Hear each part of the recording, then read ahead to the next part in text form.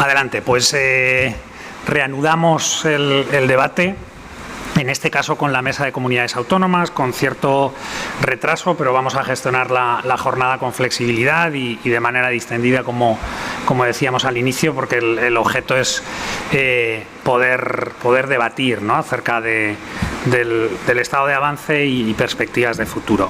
Iniciamos la mesa con comunidades autónomas. La acción urbanística está en gran medida condicionada por esa perspectiva multiescalar de ordenación del territorio y, por lo tanto, la acción a escala regional desde las comunidades autónomas, con planificación, con regulación, con experiencias, con recursos, es importante. En la mesa vamos a intentar presentar, ¿no?, ejemplos significativos de cosas que se están haciendo en distintas administraciones regionales, comunidades autónomas. Decíamos antes que de distinto signo político, y es un buen ejemplo, la mesa, la representación con colores políticos diferenciados en todas las experiencias que nos acompañan. Y también teniendo en cuenta que en el diseño no solo de esta mesa, sino de la jornada en su conjunto, los rangos jerárquicos no hemos atendido, ¿no?, a posición o responsabilidad en los rangos de la administración, sino a personas que están haciendo cosas que pueden compartir hoy. Rosa Pardo, Generalitat Valenciana. No voy a dar los cargos directamente a Administración y nombres, luego si queréis al hacer la introducción os presentáis, y voy a seguir el orden que tenemos en el programa para hacerlo más fácil. Segundo Álvarez, Junta de Andalucía. Izaskun Abril, Comunidad Foral de Navarra y Gobierno de Navarra. Jon Asúa, Gobierno Vasco. Rosa Vilella, Generalitat de Cataluña. Vamos a seguir ese orden y la idea es contar desde esta perspectiva de acción para la adaptación al cambio climático en el planeamiento urbanístico que se está haciendo desde las administraciones regionales. Rosa Pardo, adelante. Muchas gracias. Bueno, muchísimas gracias, Efrén. Yo actualmente soy directora general de Política Territorial y Paisaje. Llevo 5 años en el Gobierno valenciano. Entré al final de la primera legislatura siendo nombrada directora general de Ordenación del Territorio, Urbanismo y Paisaje, y en esta segunda legislatura, pues las competencias de urbanismo las ostenta otro director general, y yo he mantenido las competencias de Política Territorial y Paisaje. He de deciros que creo que funciona mejor cuando están alineadas ambas políticas, y lo digo porque, como Efrén ha comentado, que el tema de la acción, que la acción urbanística pues debía de estar supeditada, ¿no?, a estas cuestiones climáticas. También debería de estar supeditada a todo el ordenamiento sectorial, ¿no? En el caso de mi caso, ¿no?, es el tema del paisaje, y en cualquier caso la ordenación del territorio debería, lo es, ¿no?, y debería de tenerse, digamos, un poco en la mente como un nivel de ordenamiento superior, jerárquicamente superior al del urbanismo, ¿vale? Y luego, por otra parte, una cosa que me da bastante confianza, yo creo que coincidiréis en gran medida conmigo, es que toda esta acción urbanística, en cualquier caso, tiene que estar sometida a una evaluación ambiental estratégica de la que soy absolutamente defensora, ¿vale? Hay quien sostiene que esto dilata los procesos, que alarga mucho las cosas, que complejiza y complica la tramitación, pero creo que tenemos que evaluar los efectos que van a tener las acciones que acometemos sobre el medio, y la manera, digamos, más operativa es esta. En cuanto a las preguntas que nos habíais lanzado, y era el papel de la ordenación del territorio en el cambio climático y el carácter supramunicipal de muchas acciones, yo lo que quiero poner de relieve aquí simplemente es que no hay ninguna medida que haga frente a los retos que presenta el cambio climático que sea absolutamente digital y que no requiera de una implantación con un soporte físico que siempre va a ser el territorio, y el territorio entendido como sistema, tampoco para para problemas complejos como los del cambio climático no hay una receta que lo soluciona todo, sino que hay que abordar multitud de acciones, digamos, bien coordinadas y positivas para esto. Totalmente a favor de que se evalúen los efectos del cambio climático en materia urbanística. Y una de las cosas que desde la Ordenación del Territorio defendemos de forma con mucho peso pues es el tema de la prevención, ¿no? Más vale prevenir que curar. El tema de la compensación de las emisiones de carbono, por ejemplo, los mercados para compensar estas emisiones, bueno, pues es verdad que hay veces hay que curar porque hay situaciones pues que se ha producido un perjuicio previamente y entonces, bueno, para esos casos pues puede estar bien esto, ¿no? Pero, o sea, claro, la idea de quien contamina paga, que, bueno, pues está detrás, ¿no?, digamos, de estas medidas, lo que no me gustaría es que sea que el que paga manda, ¿vale? O sea, y esto, bueno, pues es algo que habrá que pensar. Luego, en cuanto a mecanismos y recursos específicos que tenemos en nuestra comunidad autónoma, claro, la pregunta es interesante, ¿no? Porque por un lado hay mecanismos y hay herramientas y por otra parte hay recursos y desgraciadamente pues no están juntos, ¿vale? O sea, lo habéis comentado, creo, en la primera charla, pues también se ha hablado de financiación, planificación y gestión, ¿no? O sea, pues cada una están ahí de forma separada y entonces esto también es algo que tendremos que superar. Por supuesto, soy partidaria de una mayor integración de la planificación y de la gestión del territorio, ¿no?, que también es otro reto que vamos acometiendo poquito a poco, pero que no siempre lo logramos. Y luego, bueno, pues eso, las competencias entre distintos departamentos y centros directivos, bueno, pues que dificulta, digamos, esto. Herramientas o mecanismos que tenemos en la Comunidad Valenciana, bueno, pues afortunadamente tenemos una estrategia territorial de la Comunidad Valenciana que aprobó, por esto de la pluralidad y de política y tal y que cual, aprobó un gobierno de derechas, lo aprobó el PP en 2011, pero esto sí, lo hizo con un carácter vinculante limitado únicamente a los principios directores y el resto del contenido pues era pues un poco sugerencias, ¿no? O sea, que no había que cumplir. El cambio el cambio estuvo en que en el 2015, con efectos ya a inicios de 2016, la primera legislatura del Botanic pues hizo esta estrategia vinculante.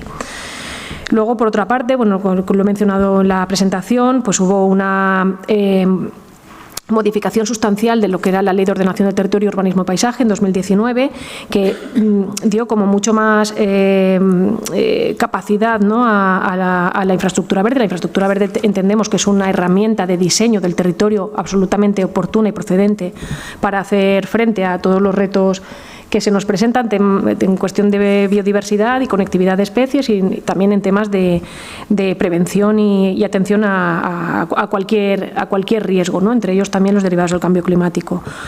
También en esta modificación de la legislación, pues en esa multiescalaridad de la infraestructura verde también se puso más atención en la presencia, en la mayor presencia de arbolado en los tejidos urbanos.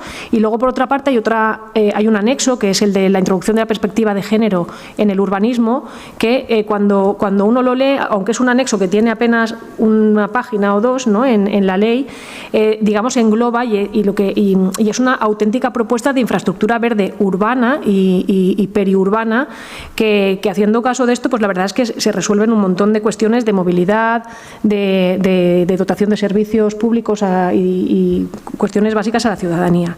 Entonces, bueno, pues, ¿qué es lo que se pretende, no? Pues bueno, un buen sistema bien ordenado y articulado con usos y actividades capaz de reducir las emisiones de carbono causantes en gran medida del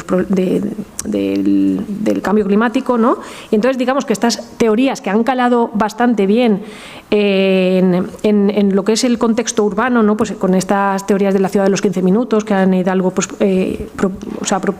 impulsó, ¿no?, en París, o la teoría del donut, ¿no?, de una economista inglesa que también, bueno, pues, o el mismo anexo 12 de introducción de la perspectiva de género en el urbanismo, bueno, pues esa mezcla de usos, esas movilidades más sostenibles, hacer a todas las personas más autónomas, ¿no? Y digamos que esto es favorable. Luego, otras herramientas de las que disponemos pues es la planificación territorial. Hemos elaborado pues, y aprobado algunos planes de acción territorial, otros están en tramitación y otros pues no han podido ver la luz, han sido un poquito conflictivos, pero bueno, os explico un poquito en esta planificación territorial un poco en qué cosas específicas de cambio climático nos hemos basado. Efren, si me como mucho tiempo, me avisas y ¿vale? Vale. Vamos a mantenemos el retraso. En cuanto a la planificación territorial, nosotros hemos experimentado algo que, bueno, es una reflexión que a veces un plan acompañado de una ley llega más lejos que un plan solo, ¿vale? O sea, por lo general los planes pues van solos, pero en el caso de la Comunidad Valenciana tenemos 2 planes aprobados, los 2 desde una perspectiva más sectorial de paisaje. Es el Plan de Acción Territorial de Ordenación y Dinamización de la Huerta de Valencia, que venía acompañado con una ley y además tenía otro instrumento para favorecer la gestión del espacio agrícola, que era el Plan de dinamización agrícola. Entonces esto ha funcionado mejor también a nivel jurídico, ¿no? De defensa en los tribunales, pues ha funcionado mejor tener el amparo de la ley. Y por otra parte se elaboró también el PATIBEL, el Plan de Acción Territorial de la Infraestructura Verde Litoral. Este no estuvo acompañado por una ley, de manera que si se derogara, como pues estuvo en riesgo, ¿no? de ser derogado este plan, bueno, pues no quedaría, digamos, amparado esos principios por una ley que al final su obligado cumplimiento implicaría, bueno, pues hacer un seguimiento prácticamente como el que se refleja en los planes, ¿vale? ¿Qué cuestiones atendió específicamente el Plan de Acción Territorial de la Huerta? Bueno, pues esto es un paisaje cultural de un regadío histórico asociado a distintas acequias que distribuyen el agua del río Turia. Pues se atendía específicamente cuestiones de prevención de inundaciones, prevención también de la intrusión salina provocada por el mar, ¿no? Por el aumento del nivel del mar. Entonces, bueno, hay un riego, se produce un riego a manta, no localizado ni con modernización de regadíos de esta que tanto se estila ahora y tal, que lo que hace es pues, evitar, digamos, pues, la intrusión salina que impida pues, el cultivo. Disponer de un espacio abierto pues de esas dimensiones también, bueno, pues modera las temperaturas, el incremento de vegetación o el cultivo, bueno, pues también es una alianza para estos casos. El tema de la seguridad alimentaria, que también debería de ser algo a tener en cuenta, ¿no? De cara al cambio climático. Y bueno, pues también pues eso, la moderación en definitiva de la temperatura. En cuanto a lo que es el riego a manta que os decía, pues hay distintas teorías y la Universidad Politécnica de Valencia ya está ensayando si el consumo hídrico es mayor o menor en distintos casos, bien si se riega a manta o si se produce esa modernización de regadíos que supuestamente es para reducir los consumos, ¿vale? Pero, bueno, creo que aquí en el Botánico también tuvieron alguna experiencia que al cambiar el sistema de riego, bueno, pues la vegetación respondía de distinta manera. Y ahora también recientemente estuve en unos viveros de producción de planta ornamental que están haciendo el riego a manta y les es más rentable y es más económico que el riego pues localizado, porque además así las plantas, digamos, como que son más resistentes y se adaptan por sí mismas a estas cuestiones. En cuestiones bueno, en cuanto al Plan de Infraestructura Verde Litoral, además de estas cuestiones así de temas más de cambio climático que os he comentado también en el Padre de la Huerta, pues también primaba la conectividad de los espacios tanto litorales con el interior como de todo el litoral norte-sur a lo largo de la costa valenciana. Y luego también, bueno, una de las disposiciones, uno de los artículos que contenía era proteger todos los suelos que estuvieran por bajo de 1 metro sobre el nivel del mar, ¿vale? O sea, los suelos que van a poder estar inundados, bueno, pues tienen un régimen de protección genérico que no se puede pues transformar ni urbanizar, ¿vale? Esto, como hemos seguido, digamos, evolucionando y mejorando pues en nuestra planificación, en otros planes que estamos elaborando ahora mismo, el Plan de Acción Territorial de la Vega Baja en concreto, ese metro por encima del nivel del mar se ha aumentado a 2 metros, ¿vale? O sea, sobre todo también porque en esa comarca hay un problema también de subsidencia, ¿vale? Hay una explotación de acuíferos bastante acusada, con una peligrosidad por inundación también muy considerable, y entonces, bueno, pues ahí se ha aumentado, y creo que habría que hacerlo con carácter general, el limitar cualquier uso por debajo de 2 metros sobre el nivel del mar. ¿Qué otras cosas han hecho estos planes? El plan de Castellón y el plan de la Vega Baja. Bueno, pues proteger también todos los espacios agrarios asociados a las vegas fluviales, limitar, eso sí, también los nuevos regadíos. El plan de acción territorial, bueno, la zonificación del plan de acción territorial de Castellón impide en aquellas zonas que son actualmente de secano la proliferación de nuevos regadíos, ¿vale? Y la extensión de los regadíos. Y en el caso del plan de la Vega Baja, bueno, pues hay también una zonificación, y hay una zona que se llama nuevos regadíos, y son espacios ganados desde pues hace ya pues bastantes años, ¿no? que se riegan con el trasvase del Tajo Segura, con la conflictividad que eso sabéis que genera. Entonces, bueno, pues lo que primamos en esa zona es que cualquier cambio de uso que se produzca, pues que tenga un menor incremento hídrico, ¿vale? Una de las condiciones es para cambiar cualquier cosa sobre esa zona, se tiene que garantizar que el consumo hídrico es inferior, ¿vale? O sea, pues esto, por ejemplo, que el tema de las renovables pues ha sido tan acuciante, ¿no? Y tan necesario actualmente y tal, bueno, pues pongan ustedes ahí en esos regadíos de esta comarca pues las plantas, ¿no? Y así pues reducimos también el consumo de agua que está produciéndose. ¿Qué otras cosas? Bueno, pues como os decía, bueno, pues el estrés hídrico se ha considerado en ese plan, la peligrosidad por sismo, por inundabilidad. Hay que tener en cuenta que las condiciones de contorno pueden cambiar también. O sea, nuestro plan de prevención de riesgo de inundaciones no ha contemplado ese aumento del nivel del mar que puede cambiar las condiciones de contorno, entonces provocar las inundaciones aguas más arriba. De momento, nosotros estamos funcionando con las cartografías de peligrosidad que se hicieron en 2015, pero claro, esto también hay que tenerlo un poco en cuenta futuro, ¿no? Y por eso pues esa prohibición, ¿no?, de ocupar espacios que estén de esto. Y luego también el tema de subsidencia que os había comentado. En otros planes sí que hemos hecho un ensayo, no sé si antes ha surgido o me ha parecido que el tema de la prevención de incendios, ¿no?, es otro de los grandes retos que hay que tratar, tanto en el plan de acción territorial del Alto Mijares, que desgraciadamente sufrió un incendio recientemente, como en el plan de acción territorial de las comarcas centrales. Hemos colaborado con la Dirección General de Prevención de Incendios, con sus mapas de peligrosidad, y a partir de ahí pues abordar estrategias para ver en qué áreas, bueno, pues para implementar esta estrategia mosaico que ellos estaban elaborando, pues en qué zonas, digamos, sería prioritario abordar esas actuaciones. Siempre os hablo de prevención, ¿vale?, más que de nuevas actuaciones que también en algunos casos pues sería oportuno llevar a cabo. En todos los planes de acción territorial, una de las cosas, o sea, uno de los alicientes que esto genera, porque hay muchas reticencias, ¿no?, a que se planifique, se ordenen los usos y se cambien las actividades a las que unos y otros están acostumbrados, ¿no?, hacer esto con carácter supramunicipal, que no sea el propio ayuntamiento quien tiene la última palabra en todas estas cosas. Bueno, pues esto hay que superar alguna reticencia. Entonces, el aliciente que se encontró en los primeros planes que se aprobaron era eliminar toda la tramitación de autorización de usos en suelo rústico para que fueran licencias. Ahora bien, en los planes del litoral y de la huerta, pues digamos que este régimen de licencias está como muy acotado a construcciones existentes, o está muy tipificado en qué casos, qué dimensiones de parcela hace falta y tal. Y en estos otros planes, que son mucho más, el espacio, digamos, es mucho más amplio, esto podría ocasionar un efecto acumulativo absolutamente dramático, ¿no? Pues hemos puesto también una medida para evitar el efecto acumulativo, ¿vale? O sea, hay como un tope de este tipo de actividades que tienes que cumplirlo. Muy bien.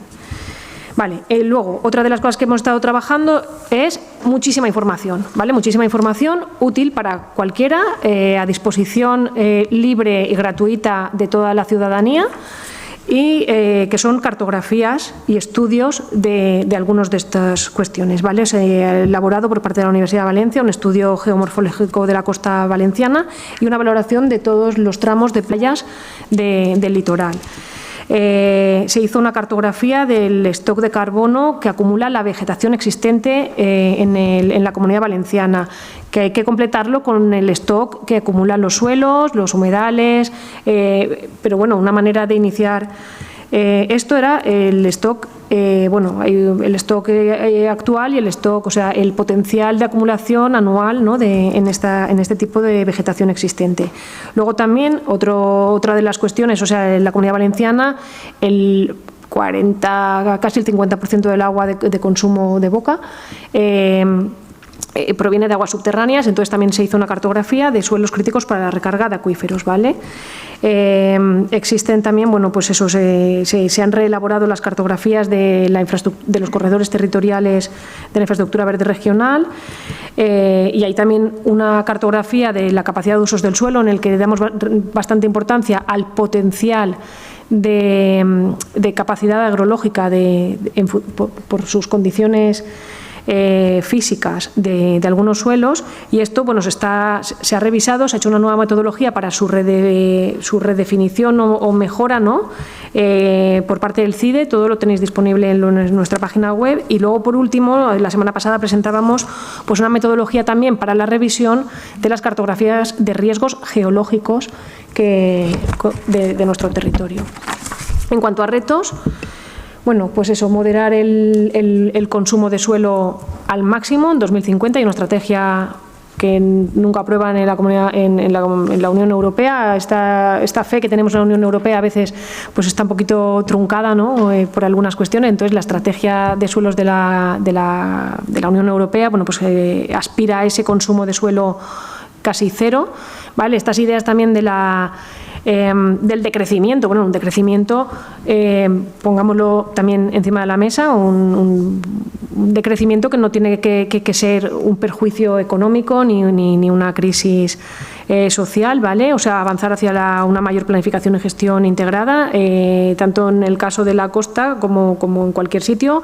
En esta costa también, bueno, pues creo que lo has puesto tú, Gemma, ¿no?, un dibujo donde también pues habría que incorporar pues esa retirada ordenada de los lugares no más peligrosos. El tema de la transición energética, bueno, pues yo he reivindicado en todo momento pues que esta transición energética ha de ser justa con los territorios y con las personas. Ninguna lucha contra el cambio climático puede ignorar el factor suelo ni restarle importancia.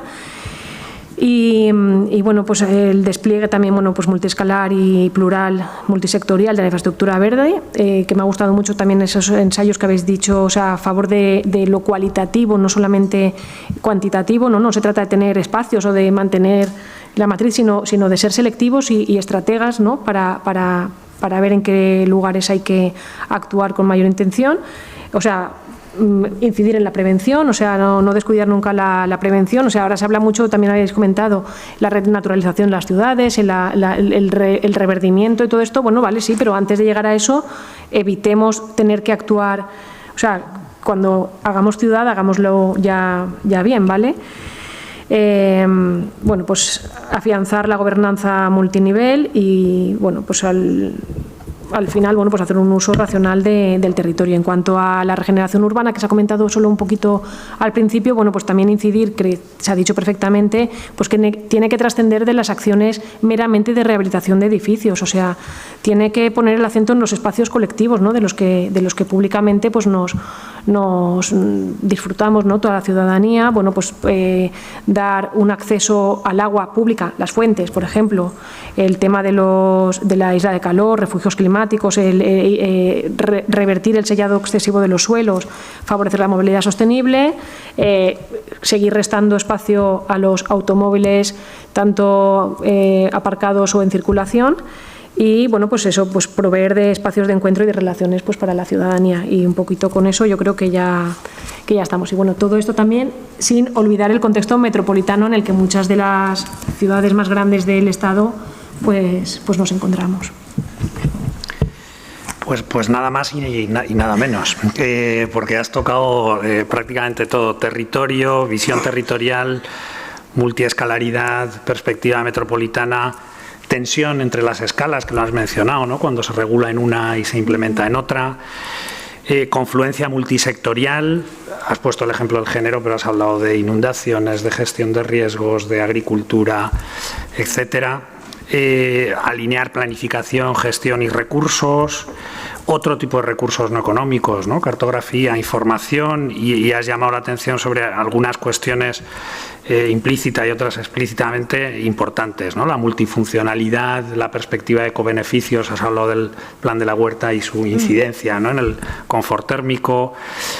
Has mencionado una cuestión importante que yo creo que saldrá en el debate, ¿no?, ¿quién paga manda o quién paga, ¿no?, simplemente, ¿no?, y sobre todo cuando estábamos hablando de adaptación al cambio climático. Ayer hablábamos con Marimar al respecto. Perspectiva temporal de largo plazo, las condiciones de contorno van a ser cambiantes y tenemos que articular mecanismos que nos permitan gestionar esa evolución. Y luego hacías mención al principio de la intervención, pero lo he dejado en el resumen para el final porque nos da pie a la siguiente intervención, sobre evaluación ambiental estratégica.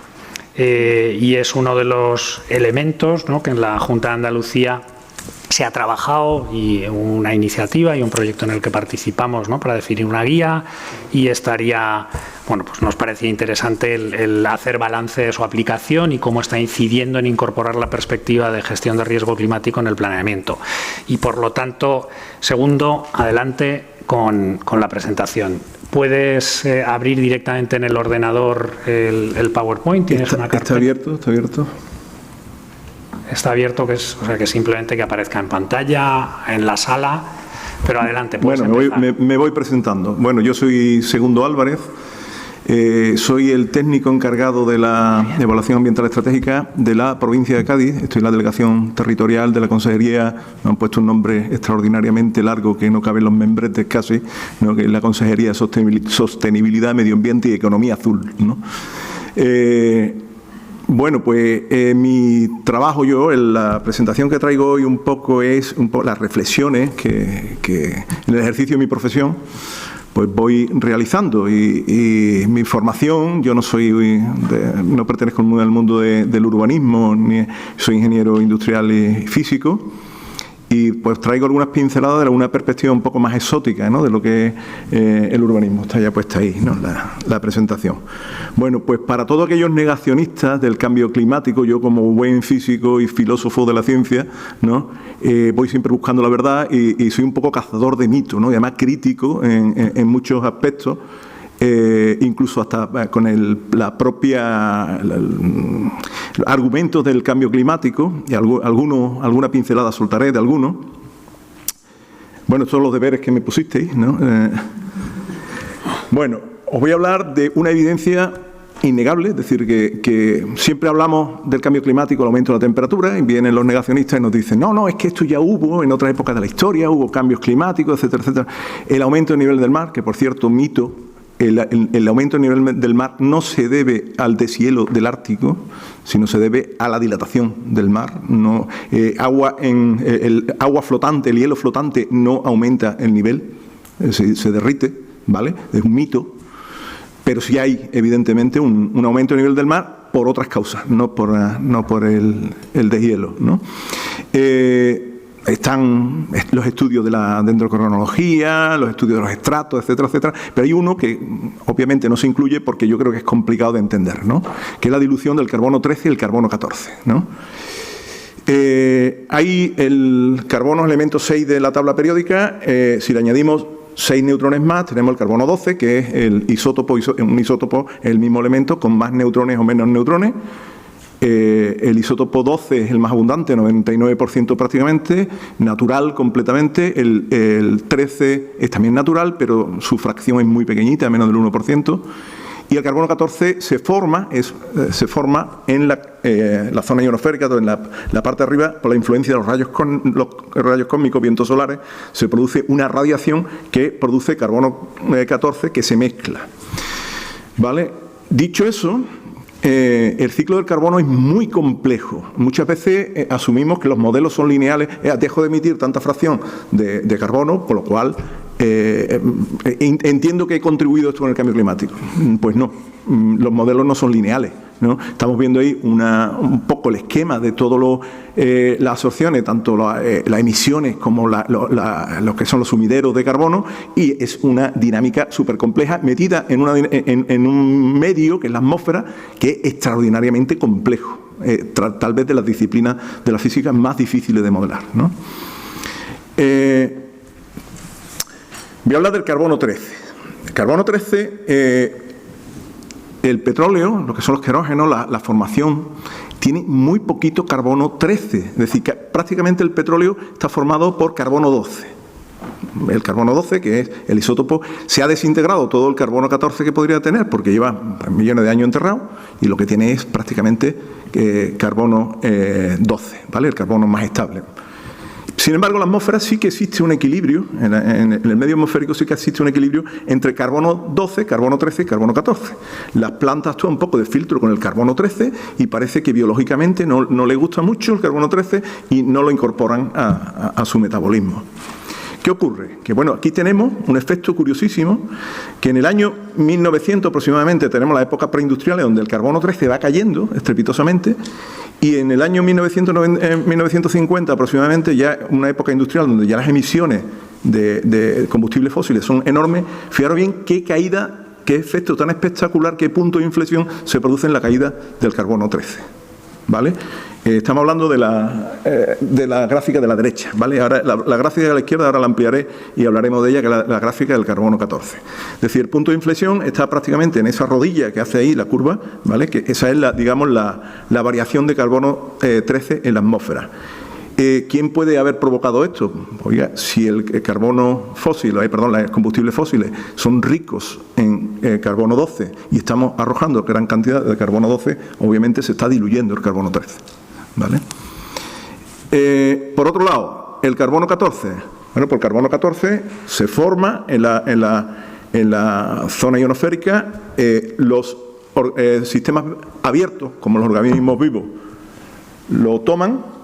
Cuando ese organismo vivo fallece y queda enterrado, nosotros dentro de 2.000, 3.000, 4.000 años, por la curva de desintegración, podemos extraerle una muestra y saber datarlo en su momento, y ese es el método famoso de datación de carbono 14. ¿Qué ocurre? Ahí vemos un pico extrañamente espectacular hacia arriba. ¿Qué es eso? Bueno, pues esas fueron las pruebas nucleares que se hicieron en su tiempo, en el atolón de Bikini, etcétera, etcétera, que produjeron tal cantidad de neutrones que pegó un pico, ¿no? Paradójicamente, rejuveneció la atmósfera en este sistema. ¿Por qué? Pues porque la cantidad de carbono 14 fue tan espectacular que ahora mismo tenemos un sobresalto de carbono 14 en la atmósfera, que está cayendo con una curva, con una exponencial que no corresponde a la desintegración del carbono 14, ¿vale? Y que atravesaremos prácticamente en el límite de lo que debería haberse mantenido estable a lo largo de las épocas, aproximadamente en el año 2030. Curiosamente, yo no sé si las políticas han coincidido en el año 2030, ¿vale? Pero ahí tenemos un punto. ¿Qué ocurre a partir de ese punto? Bueno, pues las RCP, los escenarios, digamos, representativos los escenarios radiativos, digamos, del IPCC, ¿no? El IPCC, perdón, nos dice que si seguimos con por ejemplo, con sería el verde, que sería el escenario más favorable, que es el de 2,6, bueno, pues más o menos podríamos mantener el nivel de datación en los próximos 100 años, ¿no? Cosa que probablemente no vamos a cumplir, ni de broma. Un escenario intermedio, pues prácticamente en el año 2100 tendremos un envejecimiento de la atmósfera de 500 años. ¿Eso qué significa? Pues que si un ser vivo se entierra en el año 2100 y lo desenterramos dentro de 2000 años, no podremos diferenciarlo, pues vamos a ponerlo un poquito más serio. Si nos vamos al escenario del 6, 1500 años, es decir, un ser vivo enterrado en el año 2100 con el escenario de RCP 6, nos iríamos a que una vez que es enterrado, si lo desenterramos dentro de 1000 años, pues no sabríamos si fue enterrado en el año 2100 o en tiempos de Roma. no lo sabríamos. Es decir, evidentemente el cambio climático, lo más importante es la preservación de la vida, pero nos estamos cargando también un sistema técnico de datación con el tema de las emisiones de la atmósfera. ¿Vale? Segundo, te voy a pedir que vayas convergiendo hacia el tema de evaluación ambiental y planeamiento urbanístico por el tiempo, que tenemos todavía tres voy rápido, porque voy a intentar ir rápido. Esto es una página que la dejo ya apuntada, es sobre energía, ¿vale? Esto es el 27 de abril, tomado. España no salimos tan bien parada. España no salimos tan bien parada en el tema, por el tema de emisiones del ciclo combinado, ¿no?, de gas, ¿vale? Entonces, ahí tenemos ahora mismo un escenario que podemos consultar en tiempo real de esta página. A mí me choca, y voy a ser crítico con esto, me choca bastante el artículo 10 de la Ley de Cambio Climático, y esto lo digo ya como físico, porque los minerales radioactivos no afectan al cambio climático, sí que producen un residuo local, ¿vale?, pero no afectan al cambio climático y probablemente podrían ser la solución de transición, ¿vale?, de transición en la fisión, entre la fisión y la futura fusión, que todavía nos queda décadas, ¿vale? Voy a intentar ir rápidamente a ver el panorama que tenemos en Andalucía. Nosotros en Andalucía tenemos, hemos sido bastante adelantados en los deberes de la Ley 7 2021. Tenemos que la Ley 7... la Ley 2/2007, perdón, de fomento de energías renovables, y la Ley 8/2018 de medida de cambios climáticos nos hacen una modificación en nuestra superley, que es la Ley 7/2007 de gestión integrada de la calidad ambiental, que es del artículo 36 al 40, que son los que a mí me competen, que son las evaluaciones ambientales estratégicas, ¿vale? Ahí nos meten, dentro del índice, nos meten la incidencia sobre el cambio climático, ¿vale?, tanto en los documentos ambientales estratégicos como en los documentos iniciales estratégicos, ¿vale? Entonces, tenemos que la Ley 8/2018 también nos mete lo que son los planes municipales contra el cambio climático y lo que es la integración del cambio climático, los instrumentos de planificación, que es el objeto de lo que tenemos hoy en día, ¿vale? Esto tiene que tener una coherencia dentro del documento de alcance que nosotros emitimos. Ahora voy a explicar un poquito cuál es mi trabajo día a día y cómo funcionamos, ¿vale? Para eso, precisamente, se elaboró la guía de elaboración de los planes municipales contra el cambio climático que Tecnalia, nuestro concepción, precisamente, fueron los que estuvieron ayudando en el desarrollo de la guía y de la herramienta, ¿vale? Este es mi día a día, ¿vale? Mi día a día... Tenemos la Ley 21/2013 de evaluación ambiental, tenemos la 7/2007, nuestra superley, ¿vale?, de la JICA, conocida. Luego tenemos la antigua Ley de Urbanismo, que es la Ley 7/2002.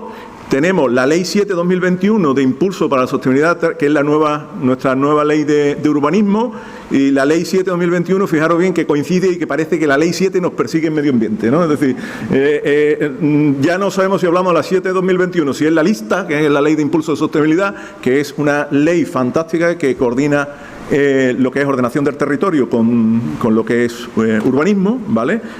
Antes lo teníamos separado, las dos normativas, ¿vale? Entonces, ¿cuál es mi trabajo del día a día? Bueno, pues me llegan mis clientes, por así decirlo, o mis administrados son los ayuntamientos. Me llega una solicitud del ayuntamiento que previamente un interesado le ha hecho a ese propio ayuntamiento. Esa solicitud tiene que ir acompañado por el borrador y o bien un documento inicial estratégico o un documento de alcance ambiental estratégico, ¿vale? Si es ordinaria o es simplificada, ¿vale? Automáticamente yo hago croupier y pregunto a todos los que saben, ¿no? A la gestión del medio natural, pregunto a vías pecuarias, pregunto a todo el mundo y espero, ¿no?, por los 45 días de rigor, que me llega toda esa información, y entonces, si es en el caso de una simplificada, evidentemente pues ya puedo emitir un informe, ¿vale?, diciendo que se entiende que las simplificadas son los que tienen poca afección ambiental, o bien el documento de alcance, que entonces tendría que esperar 15 meses, más 7 y medio más de prórroga, hasta que me llegue la documentación tras la aprobación provisional, en aquel momento con la LOA, ¿vale?, y solicito de nuevo ratificación y emito la declaración ambiental estratégica, ¿vale?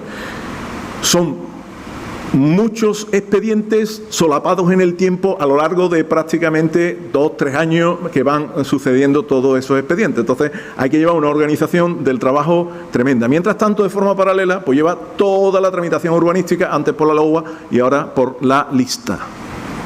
Vale. Ordenación del territorio y urbanismo es todo, es una disciplina que afecta a todo, desde cómo colocar incluso dónde colocar la fotovoltaica, y hay ayuntamientos que están limitando, porque se están quedando sin terreno con el tema fotovoltaica, sobre todo en Andalucía, que la fotovoltaica está pues proliferando una barbaridad, ¿no? Entonces, estamos viendo que ya la instalación de energía renovable hay que regularla bastante bien, pues empiezan a ser, hay que coordinar y no perder terreno rústico que podrían ser de otro uso, ¿no? En cuanto a las preguntas que se hacían, bueno, pues hay muchas reflexiones que se pueden hacer con respecto al cambio climático. Son muchísimas preguntas. Yo simplemente me voy a centrar en una que puse en negrita, y es que creo que el cambio tecnológico no está al alcance de todo. Estamos teniendo una pobreza energética. Digamos, el hecho de incluir aparatos eficientes, pues son aparatos más caros que realmente, y eso está haciendo que sea un problema. Luego, tampoco creo que de alguna manera estemos asumiendo, la ley creo que debería haber hecho más hincapié en el tema de tomar en valor, es decir, un poco lo que se hablaba ya en otro foro, ¿no? Tomar en valor. La ley de tráfico, por ejemplo, a nadie se le ocurre no ponerse el cinturón de seguridad, ¿no? Porque lo habíamos asumido. Bueno, pues tenemos que hacer un trabajo enorme en asumir que esta ley, que todo el mundo, todos los ciudadanos sean conscientes del tema, del daño que estamos haciendo, ¿no? Y luego hay que tener en cuenta también, yo aquí he puesto que hay concretamente el artículo, ¿cuál era? El artículo 6, que habla de digitalización de la descarbonización.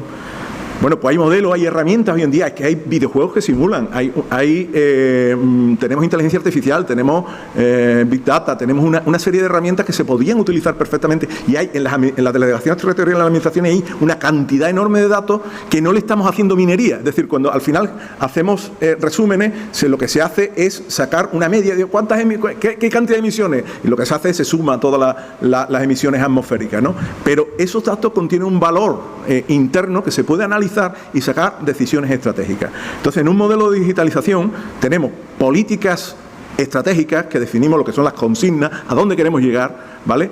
La podemos introducir en un modelo virtual, y como estamos en un mundo cambiante, precisamente esas políticas pueden estar actualizándose casi en tiempo real, que es lo que podemos hacer, ¿no? ¿Qué se está haciendo en Andalucía? Bueno, pues ahora mismo pues se están ofreciendo pues lo que son las ayudas, los incentivos, un poco lo que se ha hablado antes. Tenemos el visor de cambio climático incorporado en nuestra red de información ambiental de la Junta de Andalucía, en Rediam, ¿vale?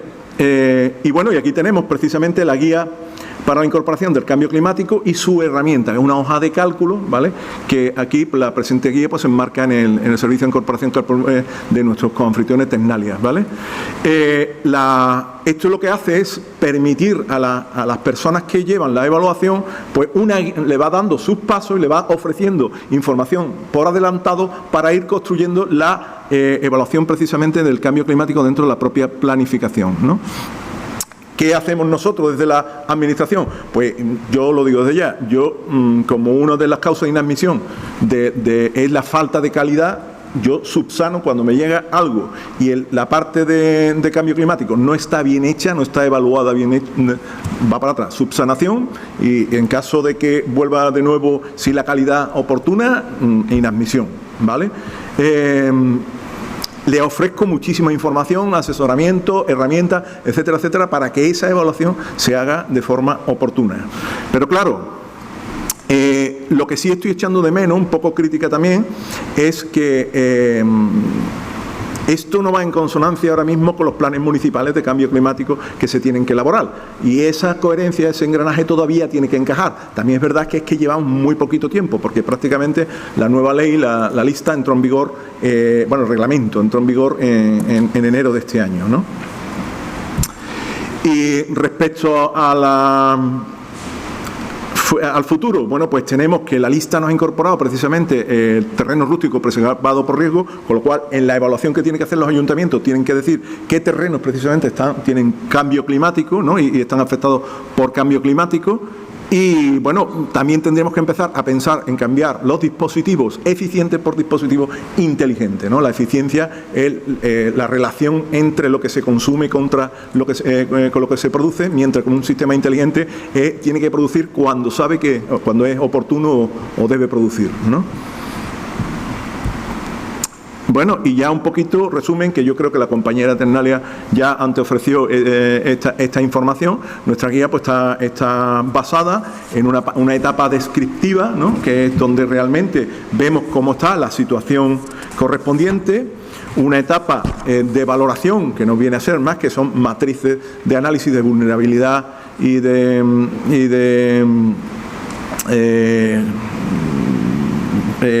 probabilidad, etcétera, etcétera, impactos potenciales, y finalmente una etapa propositiva. Ya por último y por terminar, lo que sí os indico, bueno, aquí la aplicación de la GAE, que ya un poquito os he explicado cómo hemos funcionado. Un ejemplo, resumen, he extraído de algunos planes parciales, cosas que me van aportando los ayuntamientos y esa valoración un poco cualitativa, ¿no? De lo que van haciendo, ¿vale? Y con esto pues concluyo mi presentación. Gracias.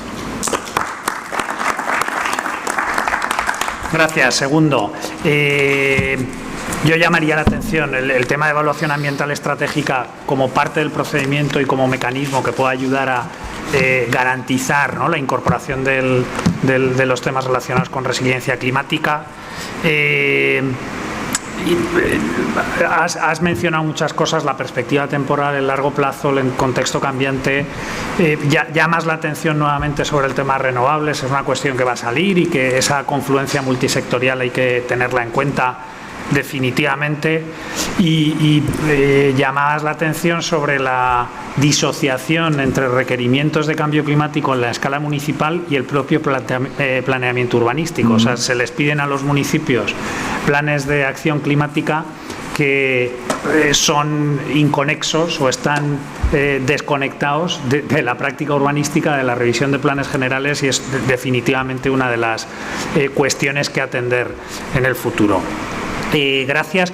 Las presentaciones, aprovechando que has pasado rápido las últimas transparencias, van a estar disponibles para quien está online y quien está hoy en el auditorio, con lo cual, pues bueno, aunque algunas, para poder ajustarnos en tiempo, que sí que os voy a pedir en las 3 intervenciones que restan, intentar ajustar a esos 10-12 minutos para que haya posibilidad de debate, van a estar disponibles las presentaciones, con lo cual si algunas de las transparencias se pasan rápido no debería haber problema.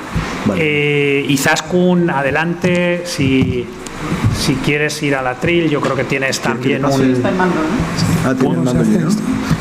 Es el PDF, si quieres... el PDF.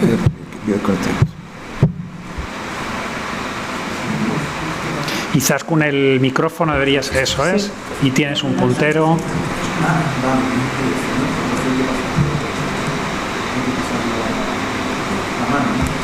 Pantalla completa.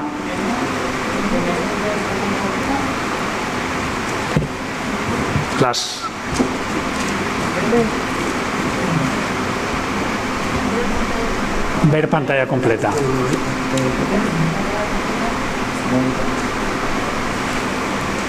Y entonces ahora voy pasando con... Y con el puntero yo creo que deberías pasar. Gracias. Izaskun. Sí. Bueno, buenos días. En primer lugar, pues agradecer a la organización el haberme invitado para participar en la jornada de hoy, porque aparte, bueno, de presentaros lo que venimos haciendo en Navarra, sobre todo, pues es muy enriquecedor estar, escuchando lo que se está haciendo en otros ámbitos para seguir reflexionando, seguir mejorando y cubrir, pues muchas veces, pues algunas disfunciones o deficiencias que vamos detectando. Voy a seguir una serie de diapositivas en la que, bueno, he decidido, por el tiempo, un poco la limitación de tiempo que teníamos, hacer referencia pues, a una serie de instrumentos que tenemos en Navarra para seguir avanzando en estas cuestiones. En primer lugar, como aparece ahí, haré referencia a la Ley Foral 4/2022 de Cambio Climático y Transición Energética. Después, a la Estrategia Integrada para la Adaptación del Cambio Climático, que la estamos desarrollando a través de un proyecto LIFE integrado. Y después, bueno, venimos trabajando en los 2 últimos años en la revisión de la Estrategia Territorial de Navarra, y entonces me centraré en aquellas cuestiones que tienen que ver con la adaptación al cambio climático. Y por último, por ser un poco positiva, pues también presentaré de forma así muy puntual pues algunas buenas prácticas que no se están desarrollando solo desde la Administración foral, sino también por parte de las entidades locales, en atención, pues yo creo, a que en los últimos años todo lo relacionado con el cambio climático y la adaptación a él, pues ha llevado a que ya desde las administraciones locales y otras instancias pues empiecen a adoptar medidas. ¿Ya está, no? Sí. En relación con la Ley Foral 4/2022 de 22 de marzo de Cambio Climático y Transición Energética, decir que es una ley que empezó su tramitación en la legislatura anterior, pero que, bueno, pues por tiempos y por el debate además muy intenso que conllevó a nivel parlamentario, pues no se pudo aprobar, y entonces eso generó que la constitución del nuevo Parlamento en el 19 pues otra vez se retomara ese debate, y después bueno, pues la necesaria además obligación de coordinarse y alinearse con la ley estatal, con la 7/2021. Decir que, bueno, como positivo, que se trata de una ley de carácter transversal. Fue impulsada por en la anterior legislatura, la dirección, había una medio ambiente y ordenación del territorio, participaban en una misma dirección general, que fue un poco la que impulsó junto con la unidad competente en el Gobierno de Navarra en materia de energía. Entonces se hizo pues con una visión bastante transversal. Lo que pasa que después, en esta última legislatura, se decidió a nivel político separar lo que tiene que ver con la competencia de ordenación del territorio de la de medio ambiente, y entonces, tal y como veréis, pues eso generó que en el texto final pues hayan producido algunas disfunciones que estamos sufriendo. La intención era establecer un nuevo marco normativo, institucional e instrumental para concretar en Navarra la aportación al compromiso para la sostenibilidad y la lucha contra el cambio climático. Busca, sobre todo, facilitar pues, la transición hacia un nuevo modelo socioeconómico y energético, con una economía baja en carbono, basado en la eficiencia, y después teniendo en cuenta que las energías renovables pues necesitan de un mayor apoyo para garantizar el uso racional y solidario de los recursos naturales, y después también bueno, pues fijándonos, tomando como referencia los objetivos europeos, pues definir un modelo adaptado a los efectos climáticos y que logre la neutralidad climática para el año 2050. Establece toda una serie de obligaciones, tanto a nivel de planificación estratégica como a escala de la planificación territorial y urbanística, bueno, descendiendo en algunos casos incluso a regular cuestiones que ya son propios pues, de las ordenanzas municipales, ¿no? Como tiene que ver, pues como un ejemplo puede ser el de establece ya orientaciones para adaptar las ordenanzas de edificación de los planes generales. Pero, tal y como he dicho, pues al final, por este debate tan dilatado en el tiempo, con una tramitación muy larga a nivel parlamentario, esto, sobre todo en fase de enmiendas, generó que se fueran modificando pues, muchos de los artículos, que no fueron contrastados suficientemente, y entonces ha provocado pues, que entre los déficits que tiene la norma es que resulta en algunas ocasiones imprecisa, que necesita después de otras normas o desarrollos reglamentarios para que realmente se pueda implantar y resulte eficaz. Esto nos ha llevado, en la práctica hemos ido detectando, pues nos ha generado bastante incertidumbre en algunas cuestiones, sobre todo en relación con el ámbito de competencia de la ordenación del territorio y urbanismo, y entonces estamos intentando coordinarlo pues con los responsables de la gestión de la ley, que son más pues medio ambiente y energía a nivel de gobierno. Especialmente nos está generando muchos problemas, y aunque hicimos una moratoria para la aplicación de uno de los artículos, es un poco todo lo relativo a cómo incorporar la perspectiva climática pues en los instrumentos de planificación territorial y sobre todo urbanístico, ¿no? Hay un artículo en el que se establece la obligación de una reserva de suelo para energías renovables en los nuevos desarrollos urbanísticos, pero se habla de área de suelo sin definir qué es. Se habla de generación de energía renovable, pero sin precisar qué sistemas de generación de energía renovable, y tampoco se define, en el caso de la instalación de los mismos, el cómo se gestionarían esos ámbitos, ¿no?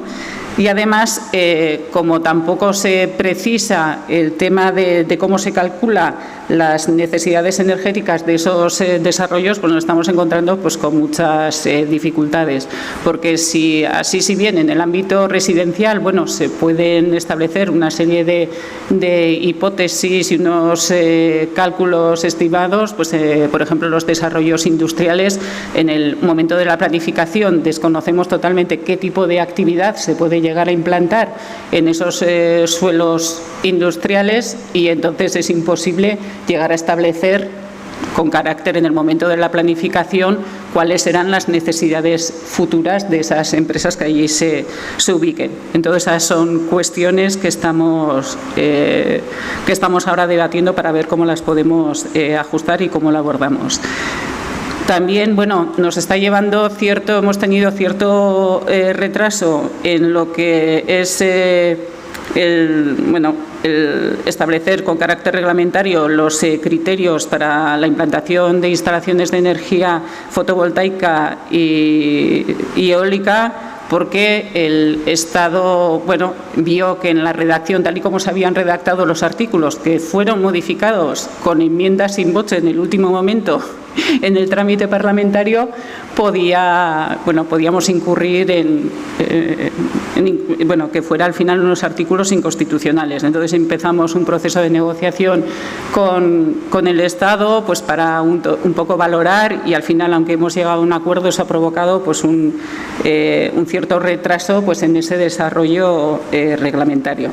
Entonces son cuestiones que, una cosa es desde el punto de vista político, pues que se quería ser muy ambicioso, pero después al final nos hemos dado cuenta que hay que decir que curiosamente recabó el consenso de todas las fuerzas políticas del arco parlamentario, pero después lo que nos está ocurriendo es que tenemos problemas a la hora de implementar algunos de sus principios. Entonces, en el ámbito concreto de la Ley de Ordenación del Territorio, iniciamos un proceso para la elaboración de una nueva Ley de Ordenación del Territorio, en el que estamos trabajando. Lo que pasa que no nos ha dado tiempo de concluir toda la tramitación en esta legislatura, y entonces también queríamos, a través de la Ley de Ordenación del Territorio, poder corregir algunas de las disfunciones que hemos detectado.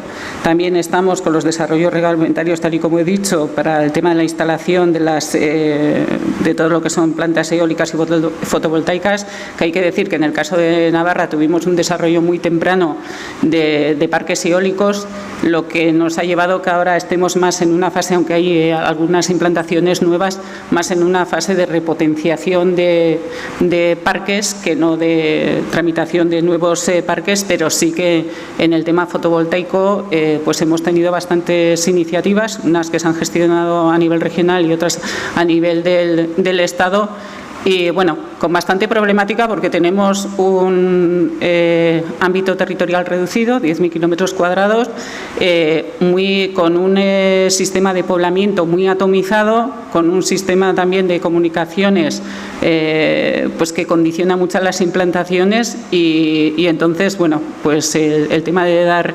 encaje a los proyectos pues tiene sus dificultades y entonces pues en la fase sobre todo de la implantación territorial pues estamos algunos rechazando algunos de los proyectos que habían tenido, incluso que habían alcanzado una evaluación que habían obtenido, habían superado el hito de la evaluación ambiental, pero que no están superando el tema de la valoración a nivel territorial.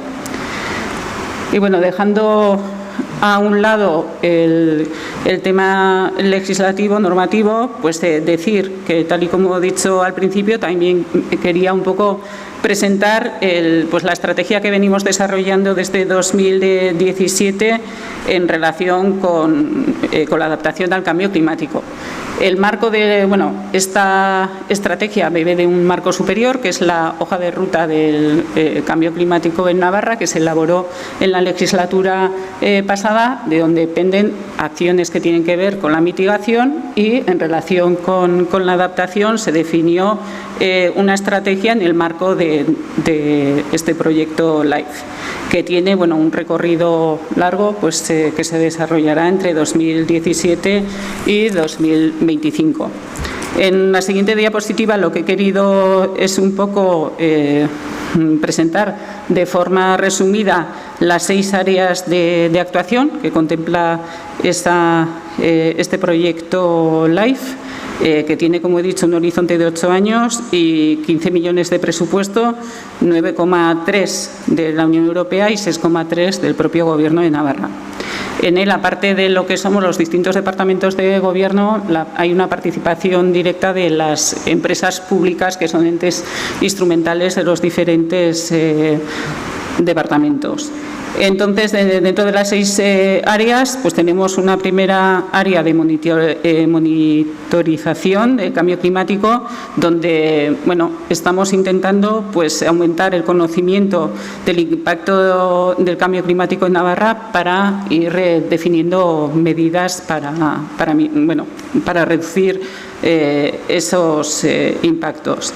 Después, en tema de agua, se están definiendo planes y sistemas de alerta frente a riesgos de sequías e inundaciones, que esto es un aspecto que ya se identificó primero a todos los municipios con mayor riesgo y se ha elaborado una metodología y en esto prácticamente todos los municipios que ya tenían mayor riesgo cuentan con sus planes y ahora hay otros municipios que un poco habiéndose sensibilizado y viendo los últimos episodios, pues que también sin estar en una situación de riesgo alto lo están haciendo.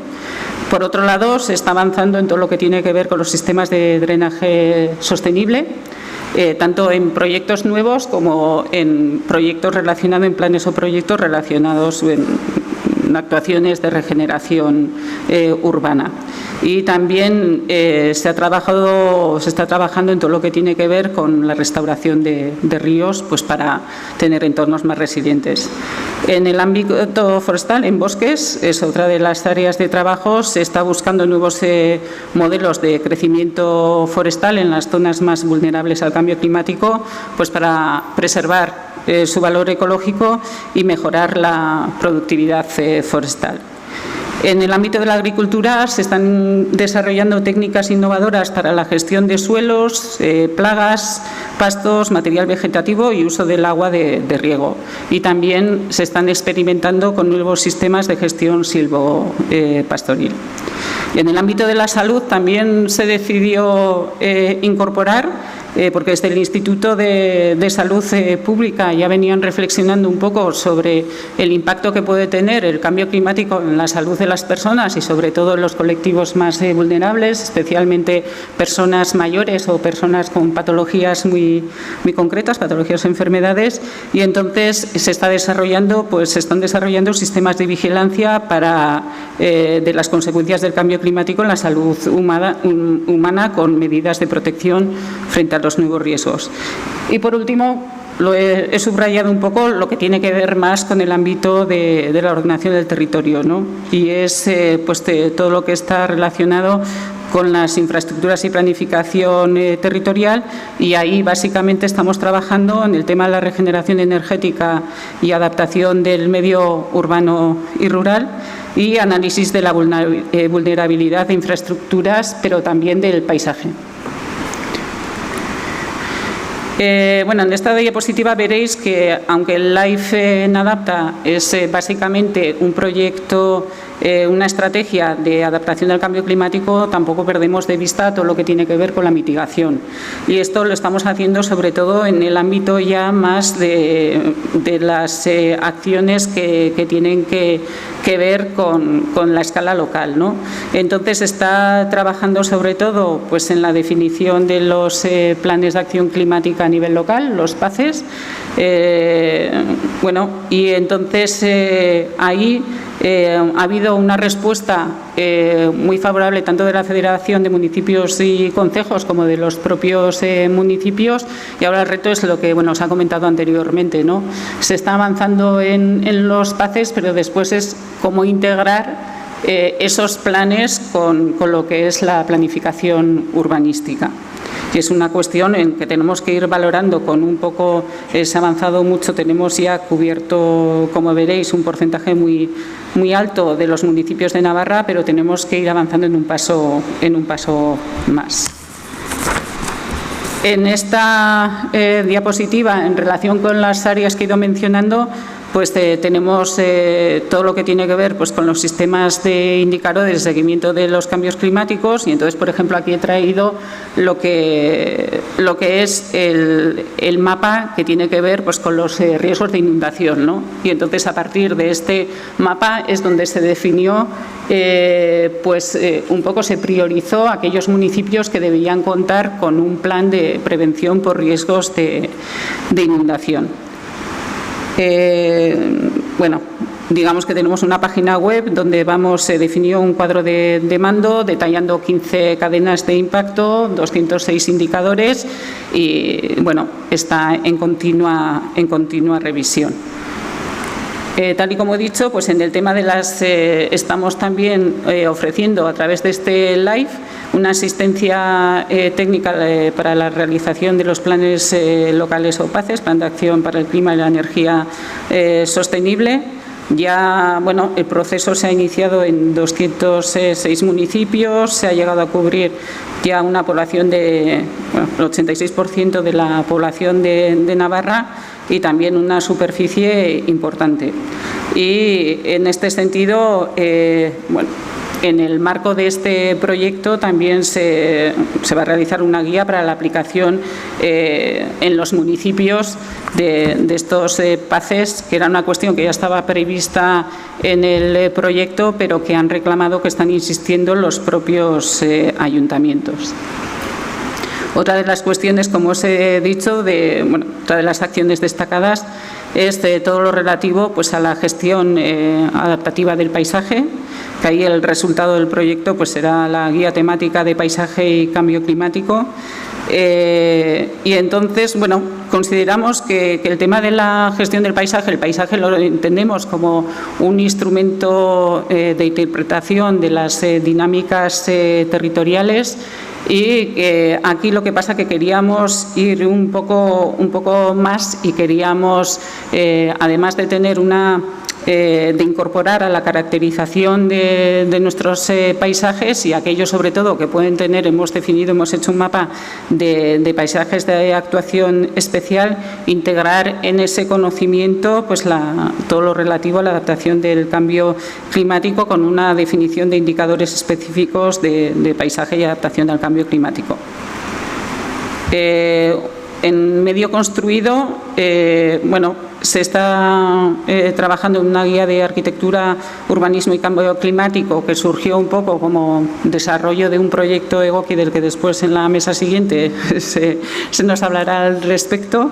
Y después también se está un poco valorando pues, la propuesta de modificación de determinadas leyes de normativa para poder adaptarnos al cambio climático.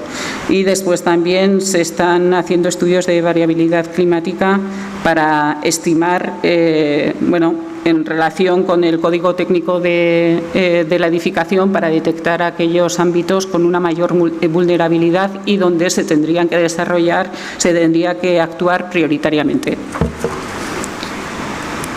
Y por último, también en el marco del proyecto se plantearon una serie de proyectos piloto de regeneración energética, pues para ir testando todas estas cuestiones que estábamos desarrollando, estas guías, y bueno, ya tenemos los primeros resultados, ¿no? Se ha actuado sobre todo, se han desarrollado acciones sobre envolvente térmica, actuando en fachadas, aislamiento, carpinterías, elementos de sombreamiento.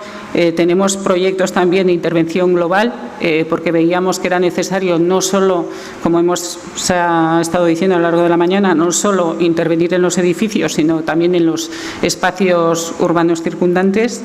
Y también, bueno, lo hemos acompañado todo pues de acciones de comunicación y sensibilización, pues utilizando también equipos que tenemos ya en el territorio para estos temas que dependen de las oficinas comarcales, pues para que estas cuestiones que tienen que ver con la perspectiva climática pues vayan llegando también a la población. A continuación, de forma también muy breve, pues un poco os voy a intentar trasladar en el marco de la revisión de la Estrategia Territorial de Navarra, cómo hemos abordado el tema del cambio climático. Pues iniciamos el trabajo en el año 2022, después de haberle dedicado un tiempo pues a reflexionar sobre los contenidos y el desarrollo de la anterior estrategia territorial, que era del año 2005, y sobre todo de ver cómo podíamos incorporar a la estrategia territorial, cómo podíamos responder a través de la revisión de la estrategia territorial a los nuevos retos y paradigmas que afronta nuestra región, Navarra, ¿no? Y que están relacionados tanto con el reto demográfico, pero por supuesto con el cambio climático o la transición verde, con el objetivo de lograr una región más equilibrada tanto a nivel territorial como social. Hemos contado con un grupo de expertos en este proceso con los que hemos ido interactuando. El resultado es que en el documento de revisión lo hemos estructurado pues en 5 apartados, con parte de una introducción, un análisis de la dinámica territorial y los retos a los que nos enfrentamos, la definición de un modelo territorial de futuro, pero después hemos querido también incorporar un análisis de la escala intermedia a través de unas fichas comarcales y después que incluyen unas propuestas de ordenación. Y entonces, como veréis en la parte derecha de la pantalla, esto nos ha llevado a estructurar la estrategia en una serie de ejes temáticos, 8 en concreto, el quinto dedicado al cambio climático específicamente. En relación con el cambio climático, lo que hemos tenido en cuenta es pues intentar plasmar en el documento pues la perspectiva de alteraciones importantes en el tema del clima y las formas de hacer uso del territorio, y después también de valorar un poco los retos a los que nos enfrentamos. Esto nos lleva a definir un modelo territorial de futuro donde en el que incorporamos el tema de la transición energética como una cuestión clave, y después también cuestiones relativas con la gestión adaptativa del territorio, y en el ámbito ya de la escala local, pues el tema de la articulación, una necesaria articulación entre los PACES, esos planes que se están desarrollando a escala local, pero también con la planificación territorial de escala intermedia.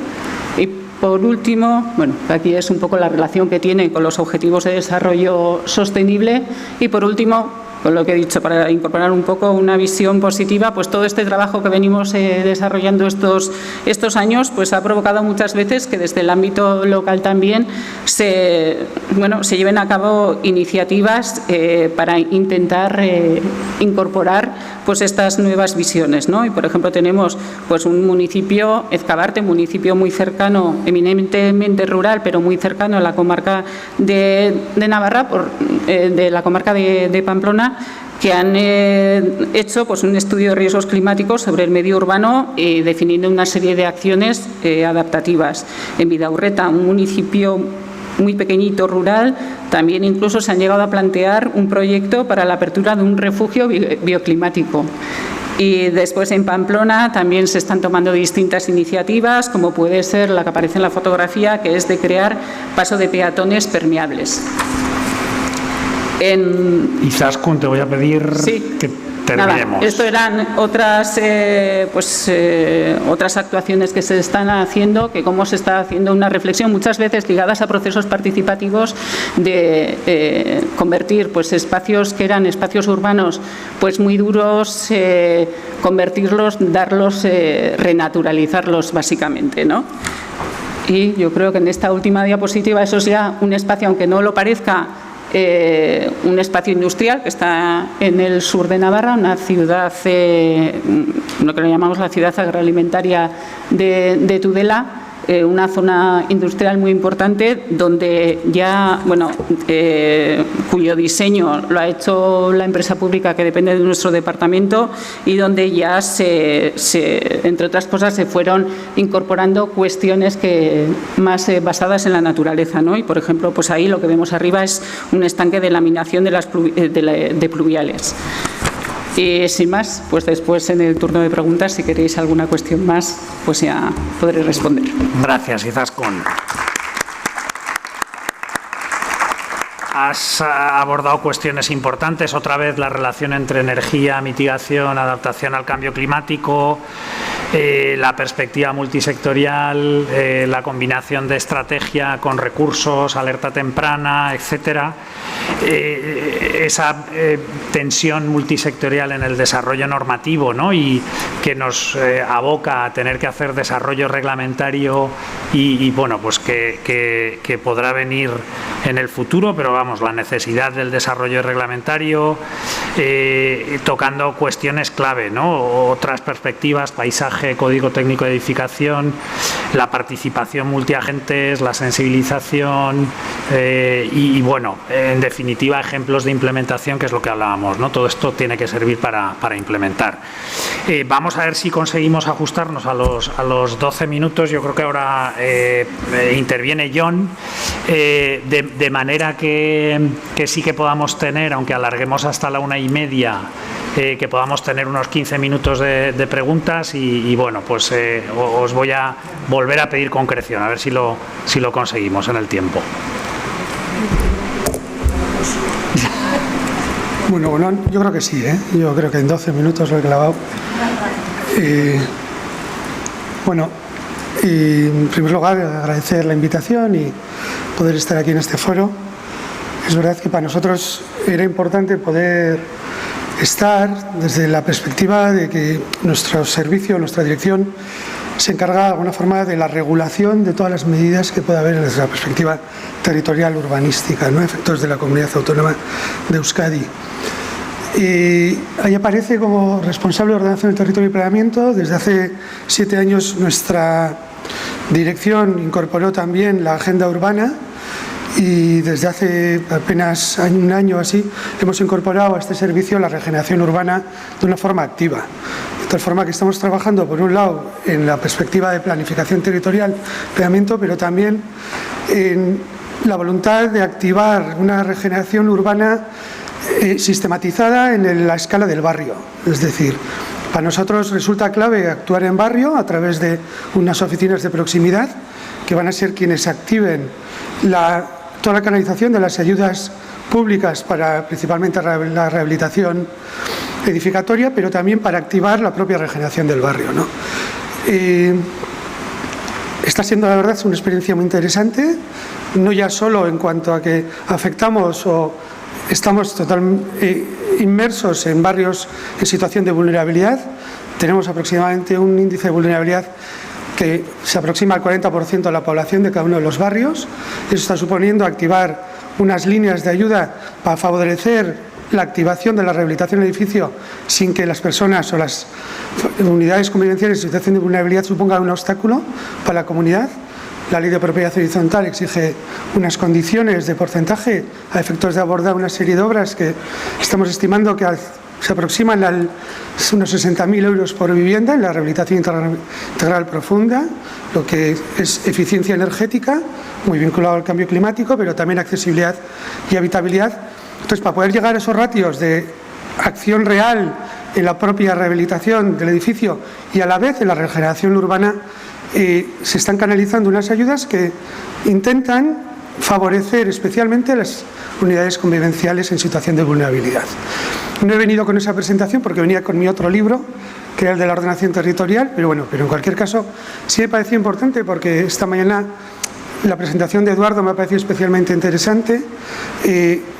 Estamos trabajando activamente con el Ministerio en todo el proceso de la renovación de la ERES, de estrategia plan, pero es verdad que en el contexto del cambio climático y de la incorporación al planeamiento, más allá de la propia regulación, también hay otras medidas que yo imagino que luego Marimar esta tarde abordará desde otra perspectiva, pero que es importante que en Euskadi que se conozca que se están llevando a cabo. Entonces, ahora hablando del primer libro, de lo que es la ordenación territorial, unas notas así muy breves de cuál es la estructura territorial en Euskadi. Tenemos desde el año 90 una legislación de ordenación del territorio que lo que establecía era un esquema a efectos del planeamiento de la planificación territorial en base a unas directrices de ordenación territorial y de las cuales luego iban a pender dos formas de aproximarse al territorio. Por un lado, a través de una afección territorial. Euskadi se dividió en aquel momento a través de las DOT en 15 áreas funcionales por características similares en función de cuenca o de comarca, sin tener que corresponderse expresamente a comarcas, y entonces para cada una de esas áreas funcionales se han redactado sus planes territoriales parciales que se convierten de alguna forma en el instrumento regulatorio para el desarrollo posterior del planeamiento urbanístico municipal. Y a la vez se articularon también unos planes territoriales sectoriales que en su desarrollo han cogido o han derivado en tres vertientes, ¿no? Una vertiente, unos planes territoriales sectoriales de una vertiente más medioambientalista o vinculada con el medio físico, como puede ser la protección del litoral, la protección de los ríos, las zonas húmedas, incluso el establecimiento de todo el ámbito del medio físico, principal, a través del Plan Territorial Sectorial Agroforestal, que regula directamente el suelo de alto valor estratégico, agrológico. Y luego otros dos ámbitos ya más vinculados, el primero con las infraestructuras, un plan territorial sectorial de carreteras, ferroviario, y otro más con la propia actividad económica de alguna forma, ¿no? Lo que es el plan territorial sectorial eólico, que es de data del año 2004 y que en estos momentos se está revisando ya para abarcar todo el ámbito de las energías renovables, y por otro lado, pues otros planes territoriales como por ejemplo el de actividades económicas, ¿no? Iba a regular qué actividades económicas iba a haber. Y pendiendo de ello, en el año 2006 se aprobó en el País Vasco la Ley del Suelo y Urbanismo, que ya contempla la vinculación directa de la ordenación territorial en el planeamiento urbanístico, pero siempre respetando la autonomía municipal a efectos de tanto la clasificación como la regulación de los usos. Que eso va a ser importante a efectos de cómo tenemos que trabajar o en qué régimen trabajamos desde el servicio a la hora de planificar territorialmente los instrumentos, ¿no? Bueno, las directrices de ordenación del territorio datan del año 97, en el año 2019 se revisaron y eso ha supuesto una segunda generación de instrumentos de ordenación territorial, ¿no? En estos momentos estamos revisando el planeamiento territorial parcial, están en marcha, creo que son 7 planes territoriales parciales de los 15 que tenemos, porque en el plazo de 8 años se suponía que tenían que estar revisados. Y estas nuevas directrices se estructuran en unas componentes que van a conformar el modelo territorial en los que se interesaba avanzar, ¿no? Se define un ámbito propio del medio físico, infraestructura verde, vinculado al hábitat rural. Por otro lado, distinguimos el hábitat urbano, en el que se intenta impulsar 3 medidas principales: la regeneración urbana, que os contaba antes. Por otro lado, se define la necesidad de los planes territoriales parciales de delimitar unos perímetros de crecimiento urbano, de tal forma que van a establecer hacia dónde va a poder crecer y hasta dónde va a poder crecer el planeamiento urbanístico municipal, siempre dejando margen para que el propio planeamiento se amolde a esa línea. Y por otro lado, lo que es una metodología que venía del año 97, que es la cuantificación residencial, que en este caso, el año 19, como novedad, lo que hace es eliminar el mínimo que se establecía en la legislación, en el decreto anterior, ¿no? Anteriormente se regulaba un mínimo y un máximo. A partir de este momento deja de ser obligatorio el cumplimiento de un mínimo, de tal forma que el planeamiento urbanístico municipal podrá determinar hasta si quiere crecer hasta el total e incluso dónde se quiere quedar, ¿no? En cuanto a la cuantificación, voluntariamente las directrices, en una cuestión de consumo de ahorro de suelo, lo que va a identificar es la posibilidad de no cuantificar todas las intervenciones de regeneración urbana que se puedan dar en los municipios. Es decir, la redensificación no cuantifica a efectos de los máximos que le va a establecer el planeamiento urbanístico territorial. Y luego, aparte, analizamos, se trabajan las componentes relativas al paisaje y al patrimonio, la gestión sostenible de los recursos, la propia movilidad, ¿no? Y cuestiones transversales y gobernanza. Y es en el ámbito de las cuestiones transversales donde se incardina el cambio climático, ¿no? El cambio climático en las DOT aparece como un condicionante superpuesto, anteriormente Gemma lo ha mencionado, pero también como una cuestión transversal. Estas cuestiones transversales, de alguna forma, intentan poner en valor cuestiones que deberían de estar ya en el ADN del planificador. Estamos hablando de cuestiones como la salud, cuestiones como el género, cuestiones como el idioma, en nuestro caso el euskera, cuestiones como el cambio climático, ¿no? Al final, cabe entender que, al igual que medio ambiente, poco a poco va calando como una estructura ya propia de la planificación. Yo estaba anteriormente a estar aquí en este servicio, yo vengo de gestionar una reserva de la biosfera, la única que tenemos en Euskadi. Nosotros ya en el año 2011 estábamos haciendo proyectos de adaptación al cambio climático, proyectos de ejecución.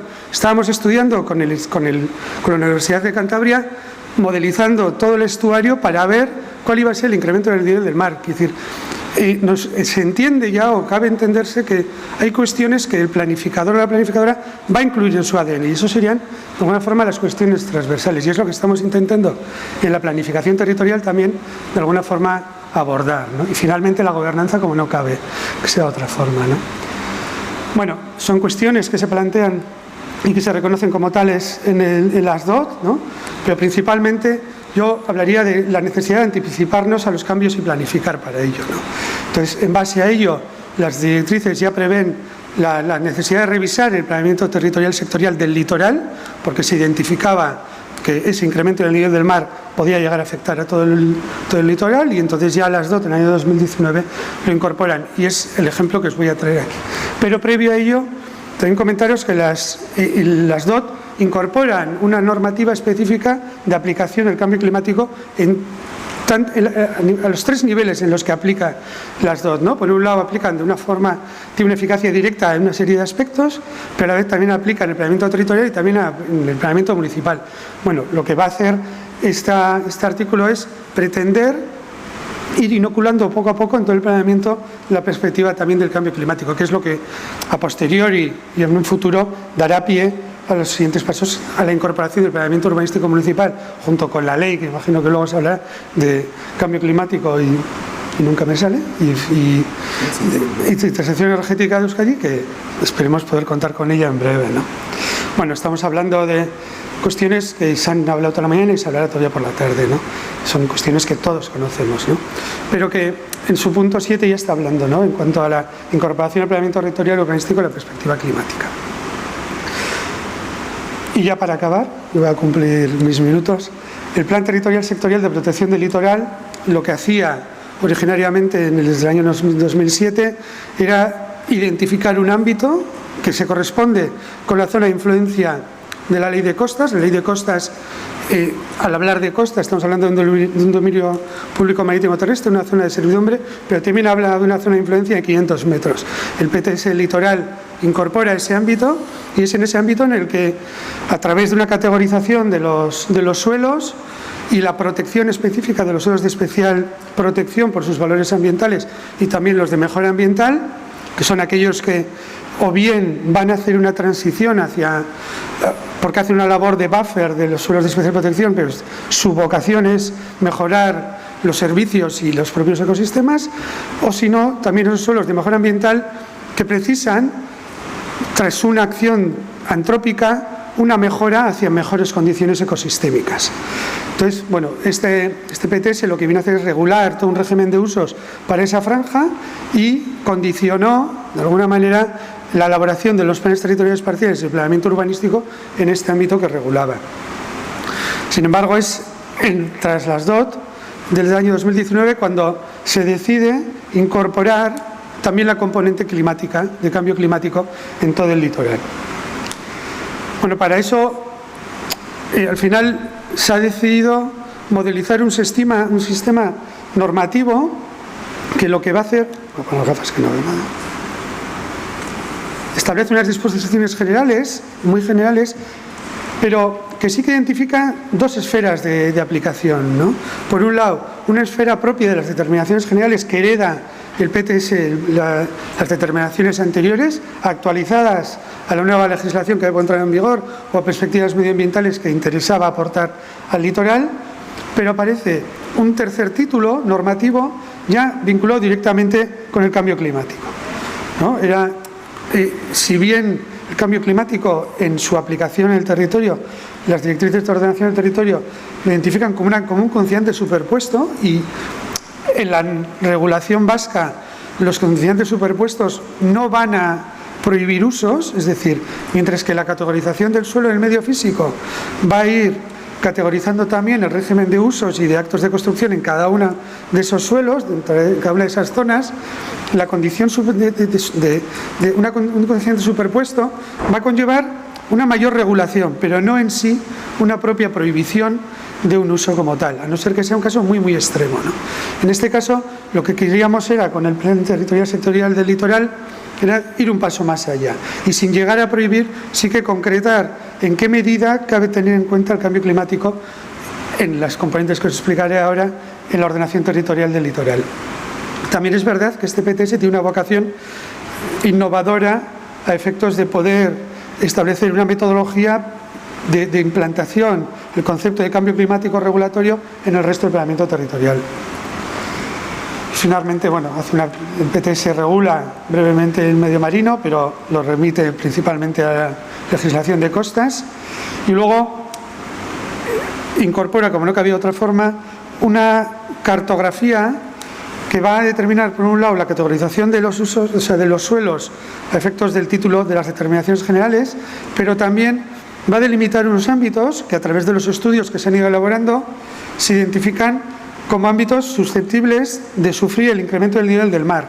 Entonces, a través de la modelización del territorio que se ha llevado a cabo y abordando diferentes escenarios, al final se ha determinado el grafiar unos ámbitos sobre los cuales se aplicará esta normativa. Así, concretamente, ya acabo el título tercero, en cuanto a la esfera propia de las determinaciones de adaptación al cambio climático, parte de varios escenarios. Finalmente nos hemos quedado con el escenario RCP 8,5 que comentaba antes Eduardo, en un horizonte al año 2100. Aquí los estudios, como no cabía ser de otra manera, pues dan resultados diferentes. Al final también yo entiendo que es una ciencia que poco a poco vamos mejorando y que incluso nos está permitiendo avanzar hacia un mayor conocimiento, ¿no? Entonces, conforme nos llegan más datos, la información mejora. Bueno, este plan territorial sectorial hace una remisión directa a un estudio que se espera se mantenga en activo en el tiempo, que lo está llevando, lo pilota IOBE, y que tiene una vocación de poder actualizarse constantemente, ¿no? Conforme los estudios y la información mejore, estas manchas que nosotros vamos a grafiar en el plan territorial sectorial se puedan ir ajustando al mayor conocimiento del territorio que tengamos. Entonces, hemos identificado 3 amenazas principales: el incremento del nivel del mar, incremento de las precipitaciones torrenciales, incremento extremo de la temperatura. Por un lado, los impactos que va a generar en la ordenación las amenazas, y se han determinado las áreas vulnerables, ¿no?, a través de los estudios que, como os comentaba, se han llevado a cabo. Por un lado, las zonas vulnerables de incremento del nivel del mar, las zonas vulnerables de incremento por precipitaciones torrenciales y zonas vulnerables de incremento en el extremo de la temperatura. Estas dos segundas zonas, aunque tenemos unas pistas de cuáles pueden ser, todavía hemos considerado que la información no es suficiente. Entonces, el plan territorial sectorial va a regular, pero no va a determinar cuáles son los ámbitos, remitiendo a la propia ordenación municipal, tanto estructural como pormenorizada, la definición de esos ámbitos, pues por falta de conocimiento y de concreción de cuáles tienen que ser esos entornos específicos, ¿no? Y luego, a partir de ahí, lo que establecemos es una normativa que se ha repetido. Yo hoy he apuntado, yo creo que tanto Izaskun como Rosa, no, avísalo, la importancia de la vinculación de la legislación con la propia planificación, ¿no? Nosotros hemos identificado un problema, y es que no tenemos competencia como Administración General para prohibir usos en la normativa urbanística municipal. No nos compete. Entonces, aunque nos hubiera gustado presentar un plan territorial sectorial que prohibiera una serie de usos, nos vemos incapaces para ello. Entonces, lo que hemos determinado es plantear unas directrices orientativas de hacia dónde debería ir, avanzar hacia dónde debería ir la regulación, pero remitirlo al planeamiento urbanístico municipal, tanto pormenorizado como estructural, a esa propia regulación. Confiamos plenamente en que los planes de acción al cambio climático municipales, en nuestro caso, se puedan incardinar con el propio planeamiento urbanístico. Entonces, entendemos que va a ser a través de ello, ¿no? A mí me parece un tema clave, ¿no? Así como cuando estamos regulando los ríos y tenemos una ley de aguas que sí nos permite poder llegar a una mayor regulación a efectos del ámbito, en el cambio climático no estamos viendo el espacio para ello. Entonces, bueno, es algo que sí que me interesaba poder comentarlo. Entonces, bueno, lo que hemos hecho ha sido remitir a unos estudios que tendrán que estar coordinados con el propio planeamiento, pero también el incardinar la perspectiva climática. Entonces, bueno, he traído una imagen de los primeros estudios que se hicieron, entonces, en el que se modeliza el territorio, y a partir de ahí nosotros hemos generado unos ámbitos que serán en los que aplicará el PTS en este tercer título. Y hasta aquí. Muchas gracias, Jon. Yo llamaría la atención sobre dos cuestiones importantes que me parecen importantes.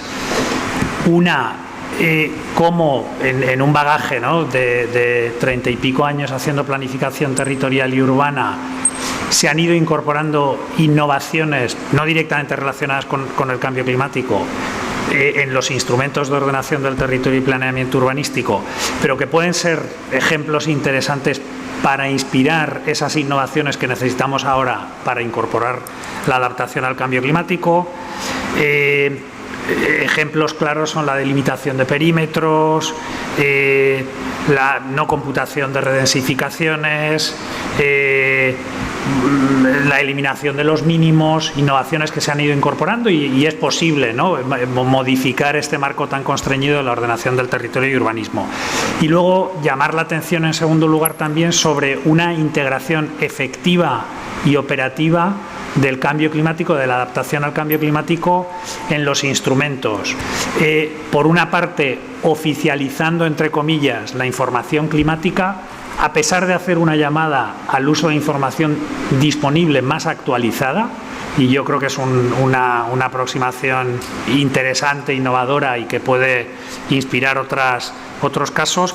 Y luego, cómo ese sistema de planificación en cascada requiere a otros planes, la integración, la justificación motivada en su caso, etcétera, como aspectos interesantes de esta experiencia. Habéis cumplido puntualmente los 25 minutos por presentación, con lo cual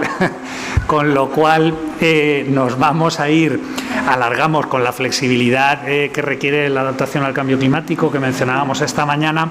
Nos vamos a ir hasta la 1:30 con la presentación de Rosa y las aproximaciones en Cataluña, 15 minutos. Te pedimos a ti el esfuerzo.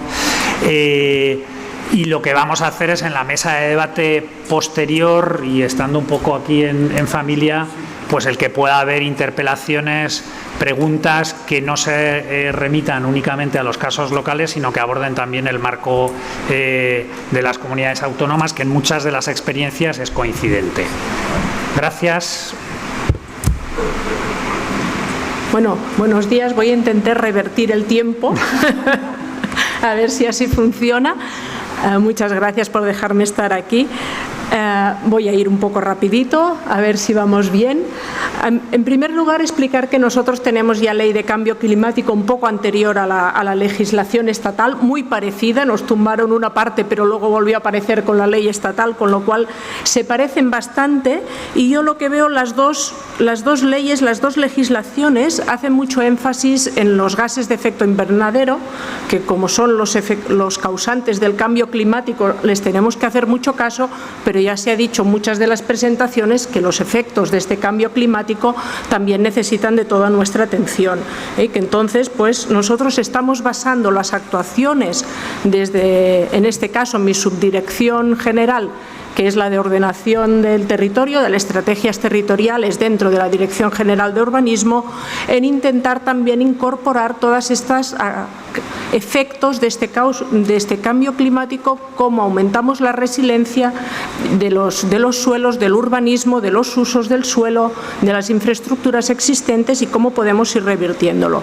Nosotros en Cataluña tenemos un planeamiento territorial que es de 2006-2010, dividido en 7 ámbitos territoriales, y en este momento estamos empezando el 8º ámbito, porque fue votación popular tener un 8º ámbito que coge 3 partes de 3 que hay, y estamos empezando a tramitar el Plan Territorial del Penedès, que nos tiene que servir de banco de pruebas para la revisión de todos los otros planes territoriales que tenían un horizonte a 2026 más o menos, y por lo tanto este otoño vamos a empezar aquí un debate con participación grande, que esto es lo que nos parece que toca, para ver cómo afrontaremos la revisión del resto de planes a la vez que tendremos en marcha el anteproyecto del Plan del Penedès. En estos planes, obviamente, estamos intentando ya incorporar todos los temas de cambio climático, y los estamos intentando incorporar a partir de, como se ha dicho ya también, de nuevas cartografías y de un nuevo conocimiento que nos parece importantísimo. Nosotros, desde estas cartografías que tenemos de las posibilidades de cambio climático, con un ámbito de 1 kilómetro cuadrado, podemos ver pues los días de helada, cómo aumentarán las noches tropicales, cómo aumentará las temporadas secas sin lluvia que nos van a generar problemas, o cómo pueden aumentar las medias anuales de precipitación. Y a partir de aquí vamos a intentar aprovechar que la legislación es homogénea para todo el mundo, pero el planeamiento de ordenación territorial puede singularizar en cada caso un problema concreto, cómo singularizamos en cada uno de los planes territoriales cuáles son las actuaciones prioritarias o cuáles son los temas que tenemos que ordenar. Y también, como se ha dicho ya en todos los ponentes, creo yo, la dificultad de que el planeamiento territorial obligue o llegue al planeamiento municipal, a la autonomía municipal, que nosotros tenemos puesto ya la jerarquía para la nueva ley de territorio, que siempre está en tramitación y nunca llega, pero que en este momento solo tenemos el principio de coherencia. Este principio de coherencia, ¿dónde nos ha llegado hoy? Pues que de 2006-2010, que se tramitaron los planes territoriales, a hoy no llega al 30% la cantidad de planeamientos urbanísticos municipales que se han adaptado a planeamiento territorial. Planeamiento territorial que no tenía el cambio climático como tal, pero sí tenía todos los principios del planeamiento urbanístico sostenible, dentro de los cuales una buena parte ya tenían a ver con el cambio climático. ¿Y qué estamos haciendo mientras vamos pensando cómo revisamos los planes territoriales? Pues os iré explicando también algunas actuaciones particulares en los puntos que nos han parecido de mayor urgencia, como puede ser cambios legislativos para poder implementar más fácilmente placas solares en los techos de los edificios que ya no requieren licencia, o algunos temas como la revisión de los suelos no sostenibles en todo el litoral de Cataluña, que lo que están intentando es un territorio demasiado tensionado urbanísticamente. Recordar solo que Cataluña ha tenido un crecimiento de población del 25% en 20 años, cuando la media europea está en el 4%, y con lo cual tenemos mucha presión urbanística, sobre todo en el litoral, intentar que este litoral, que ya tenemos al límite de su capacidad de carga, pues este planeamiento urbanístico que no se adapta, lo adaptamos desde un plan director redactado desde la Generalitat y, por lo tanto, intentando superar la autonomía municipal en aquellos puntos que nos parece que realmente necesitan de nuestra intervención. Entonces, ¿dónde vamos? Pues vamos a que a partir de aquí vamos a intentar ver las amenazas, la exposición, la vulnerabilidad a cambio climático en todos los planes que hacemos. Esto ya lo llevamos haciendo con la Oficina de Cambio Climático desde hace muchos años, con la legislación, y vamos a ver, aparte de la emisión de gases de efecto invernadero, cuáles son los temas que incluiríamos en cada uno de los planes. Como veis en esta lista hay algunos y cómo los hemos ido tratando. Hemos intentado mapificar el riesgo de incendios en el Penedès. Vamos a intentar que la normativa del plan territorial, por una vez, vaya un poco más allá de la normativa de incendios, que nos pide unos perímetros de protección de 25 metros en urbanizaciones o en actuaciones aisladas. Seguramente en estos ámbitos tendremos que ir más allí con los perímetros, tendremos que ir, o vamos a ir, estamos yendo más allí en temas de evacuación de incendios, en temas de inundaciones un poco lo mismo. Vamos a intentar, sobre todo en el litoral, y ya lo estamos haciendo con el Plan Director de Revisión de Suelos No Sostenibles, ¿en qué puntos pedimos que se reduzca el crecimiento urbanístico? Pues siempre es alrededor, en el entorno de las desembocaduras de los ríos. Vamos a intentar que la resiliencia para las inundaciones sea mayor y, por lo tanto, vamos a intentar que estos riesgos de inundaciones, vamos a intentar parametrizar en qué sitios vamos a intentar que ir un poco más allá de lo que nos están diciendo hoy los mapas de inundación. Vamos también en el mismo sentido en el incremento del nivel del mar. Hemos incorporado tanto en el Plan Director de Revisión de No Sostenibles como en el Penedès unos ámbitos con unos indicadores de las zonas que tendrán más efecto por temporales marinos y donde vamos a intentar poner las directrices para que el planeamiento municipal, porque nosotros no vamos a poder prohibir usos, sí en suelo no urbanizable, en el planeamiento territorial, pero no en suelos urbanos, donde vamos a poner directrices para que lo tengan obligatoriamente que tener en cuenta. Y esperemos que o se apruebe la ley de territorio pronto, o si no tendremos que hacer una modificación legislativa pequeña anterior para intentar poder obligar. Nosotros, nuestra intención es intentar que cuando aprobemos el plan del Penedès ya podamos algunas cosas obligar a que el planeamiento municipal se adapte, porque no nos pase como nos está pasando ahora, que el planeamiento territorial en muchos casos se nos queda en papel mojado. Tenemos también el plan de ordenación del litoral, que hace su andadura también lentamente en paralelo a nosotros y que llega un poco más allá de lo que podemos hacer nosotros en el plan territorial, porque es un plan sectorial que puede focalizar mucho más concretamente en los temas del litoral.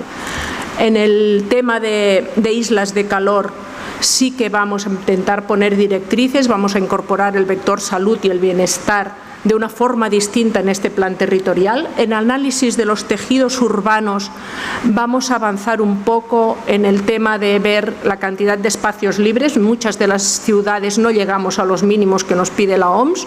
En otros sitios vamos a intentar hablar de la revegetación, de los ejes verdes que nos lleven hacia el exterior de estas pequeñas ciudades, de 10.000, 20.000 habitantes que tenemos y que necesitan también de poder entrar en el espacio periurbano, y por lo tanto vamos a pedir que nos ordenen estos espacios periurbanos de una forma determinada para intentar ayudar que la infraestructura verde nos llegue al interior de las ciudades y se comunique correctamente con el exterior.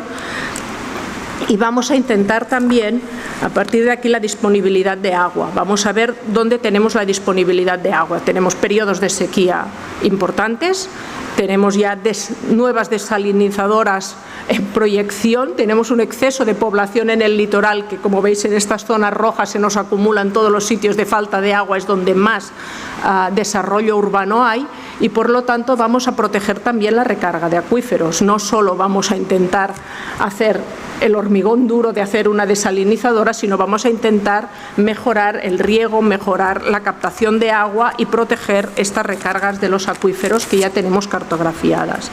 Y finalmente también vamos a intentar que hemos estado hablando de ello muchos años, proteger estos suelos agrícolas que tienen mayor interés y ver los cambios que se van a producir en los cultivos. El Penedès es conocido por todo el mundo por sus vinos y el cambio climático está afectando a los tipos de uva que se está plantando y a la productividad.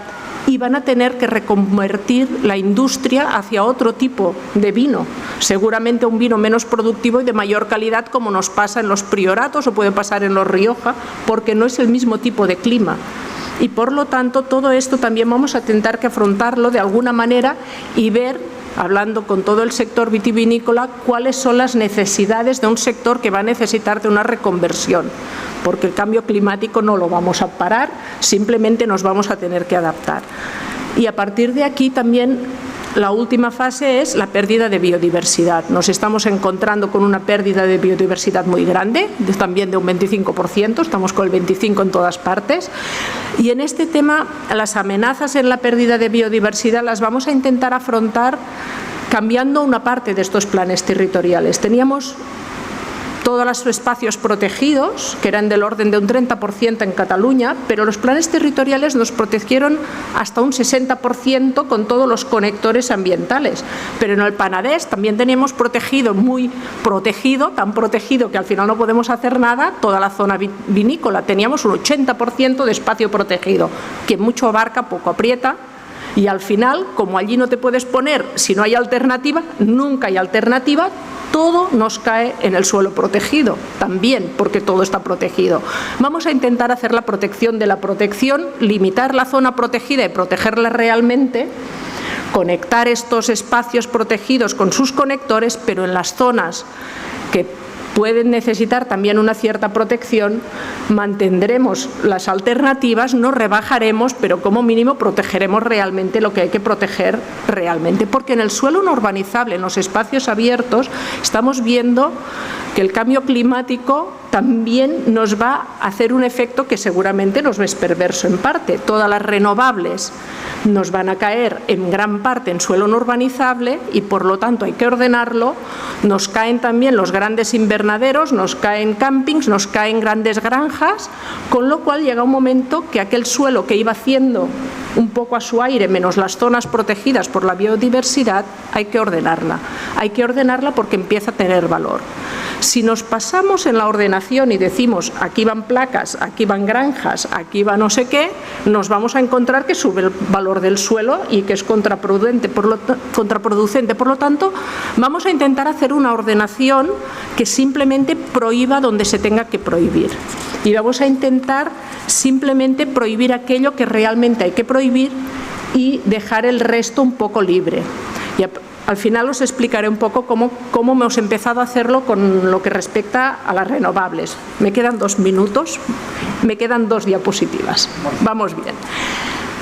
Decir que en los planes territoriales vamos a bajar un poco de escala, con todos los entornos urbanos, intentar estructurar las ciudades mejor, aquellos separadores urbanos, aquellos periurbanos, superar un poco los límites municipales, porque no logramos planeamiento urbanístico supramunicipal y lo necesitamos cuando hay mucha presión y por lo tanto el plan de ordenación territorial dará directrices. Si siguen las directrices, no necesitarán planeamiento supramunicipal. Si quieren cambiar un poco la ordenación, tendrán que agruparse los municipios para trabajar conjuntamente. Y esta ha sido una manera de salir para poder ordenar un poco un nivel que si no nos quedaba perdido. Mejoras de movilidad, de complejidad, de usos, de compacidad de usos en el interior urbano para intentar hacer entornos urbanos, ciudades de 15 minutos más resilientes. Y finalmente, la última diapositiva que os quería enseñar es el primer trabajo de aproximación que estamos haciendo colaborando con el Plan Territorial Sectorial de Energías Renovables. Hemos sacado todo el suelo no apto para renovables, que es el muy inundable, el que está protegido realmente por legislación de espacios naturales protegidos, las zonas agrícolas de mayor protección, que no las tenemos todas localizadas, pero casi todas sí, les ponemos condiciones y también hemos considerado que no sería lógico y el apto, pero no está prohibido, pero para calcular el que tiene una pendiente superior al 30%. Con estos números nos queda que un 30% alrededor, más o menos, 28,5 de Cataluña, cabe energía renovable visto a gran distancia. No tenemos ni puntos de carga, ni líneas de transporte, ni la escala pequeña, ni la escala local. La realidad es que nos va a quedar un 2%, un 3%, porque cuando no hay un camino, una ermita, una granja, un algo, siempre suelo le pasan cosas. Pero de esta manera nos permite repartir de forma homogénea en territorio homogéneo. No es lo mismo el Pirineo que el área metropolitana de Barcelona y no es lo mismo un área montañosa que el área plana de Lérida. Vamos a intentar repartir las cuotas a nivel comarcal, aquí está hecho a nivel territorial, y lo vamos a intentar repartir homogéneamente en territorio homogéneo. Y a partir de allí que sea el planeamiento municipal el que decida dónde. Pero de esta manera nos parece que el reparto de estas renovables será más lógico en el territorio, y este es el intento que estamos haciendo en este momento. No me alargo más porque si no Efrén me va a echar y lo dejaría aquí.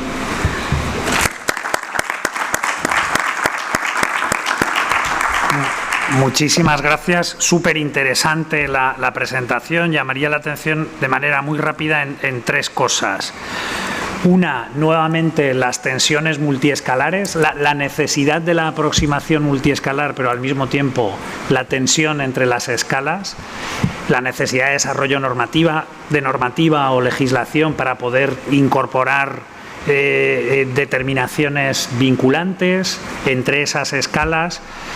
Hablando de esas escalas, la importancia de la escala intermedia, estamos hablando de planeamiento urbanístico, pero para incorporar de manera efectiva la adaptación al cambio climático, la escala intermedia es importantísima, con algunas soluciones interesantes como el requerimiento de agrupación, que me ha parecido una idea muy sugerente y que puede ser muy efectiva.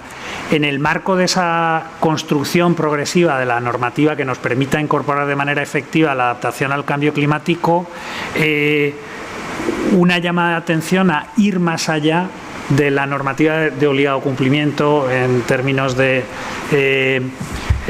incendios, de inundabilidad, de manera que el planeamiento territorial puede hacernos ser más exigentes e incorporar un mayor principio de precaución de lo que es de obligado cumplimiento, y es también la segunda idea que me parece fundamental.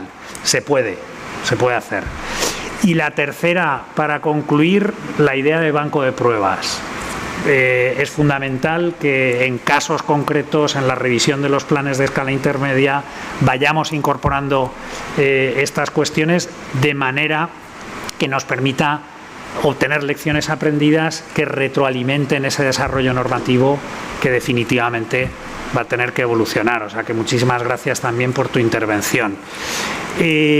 No vamos a dar pie a preguntas, reorganizaremos la tarde de manera que las preguntas de la mesa municipal incorporen también interpelaciones a vuestras presentaciones, y os voy a pedir, pero en medio minuto, una idea fuerza en cada una de las comunidades autónomas sobre cuál es el siguiente paso necesario para hacer esto efectivo y progresar de manera hipertelegráfica por el estómago de los participantes. En este mismo orden, por no...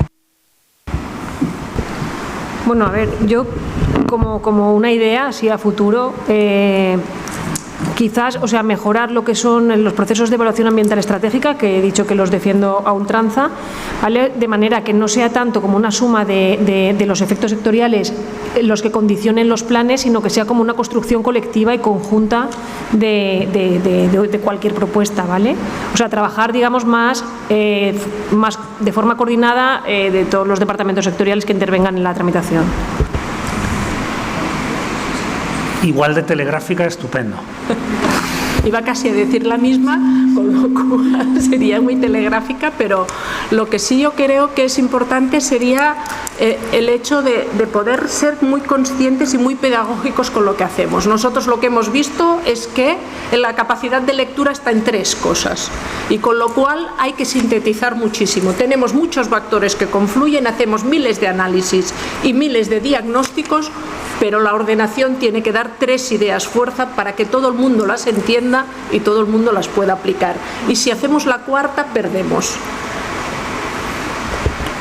Sí, yo también precisamente, además era una cuestión que antes había estado hablando, el tema de la coordinación sectorial es clave, el tema de estas lecturas solo desde la unidad de competencia de cada uno nos está llevando a disfunciones en el territorio y entonces es necesario pues tener una perspectiva más transversal, holística y acercarnos y poner el foco en aquello que es prioritario. Yo creo que a nivel social es verdad que con el caldo de cultivo que se viene desarrollando en los últimos años hay cada vez mayor receptividad y tenemos que aprovechar también eso desde las administraciones, de los distintos niveles de la administración para entre nosotros también ir a una mayor coordinación interadministrativa en ese sentido.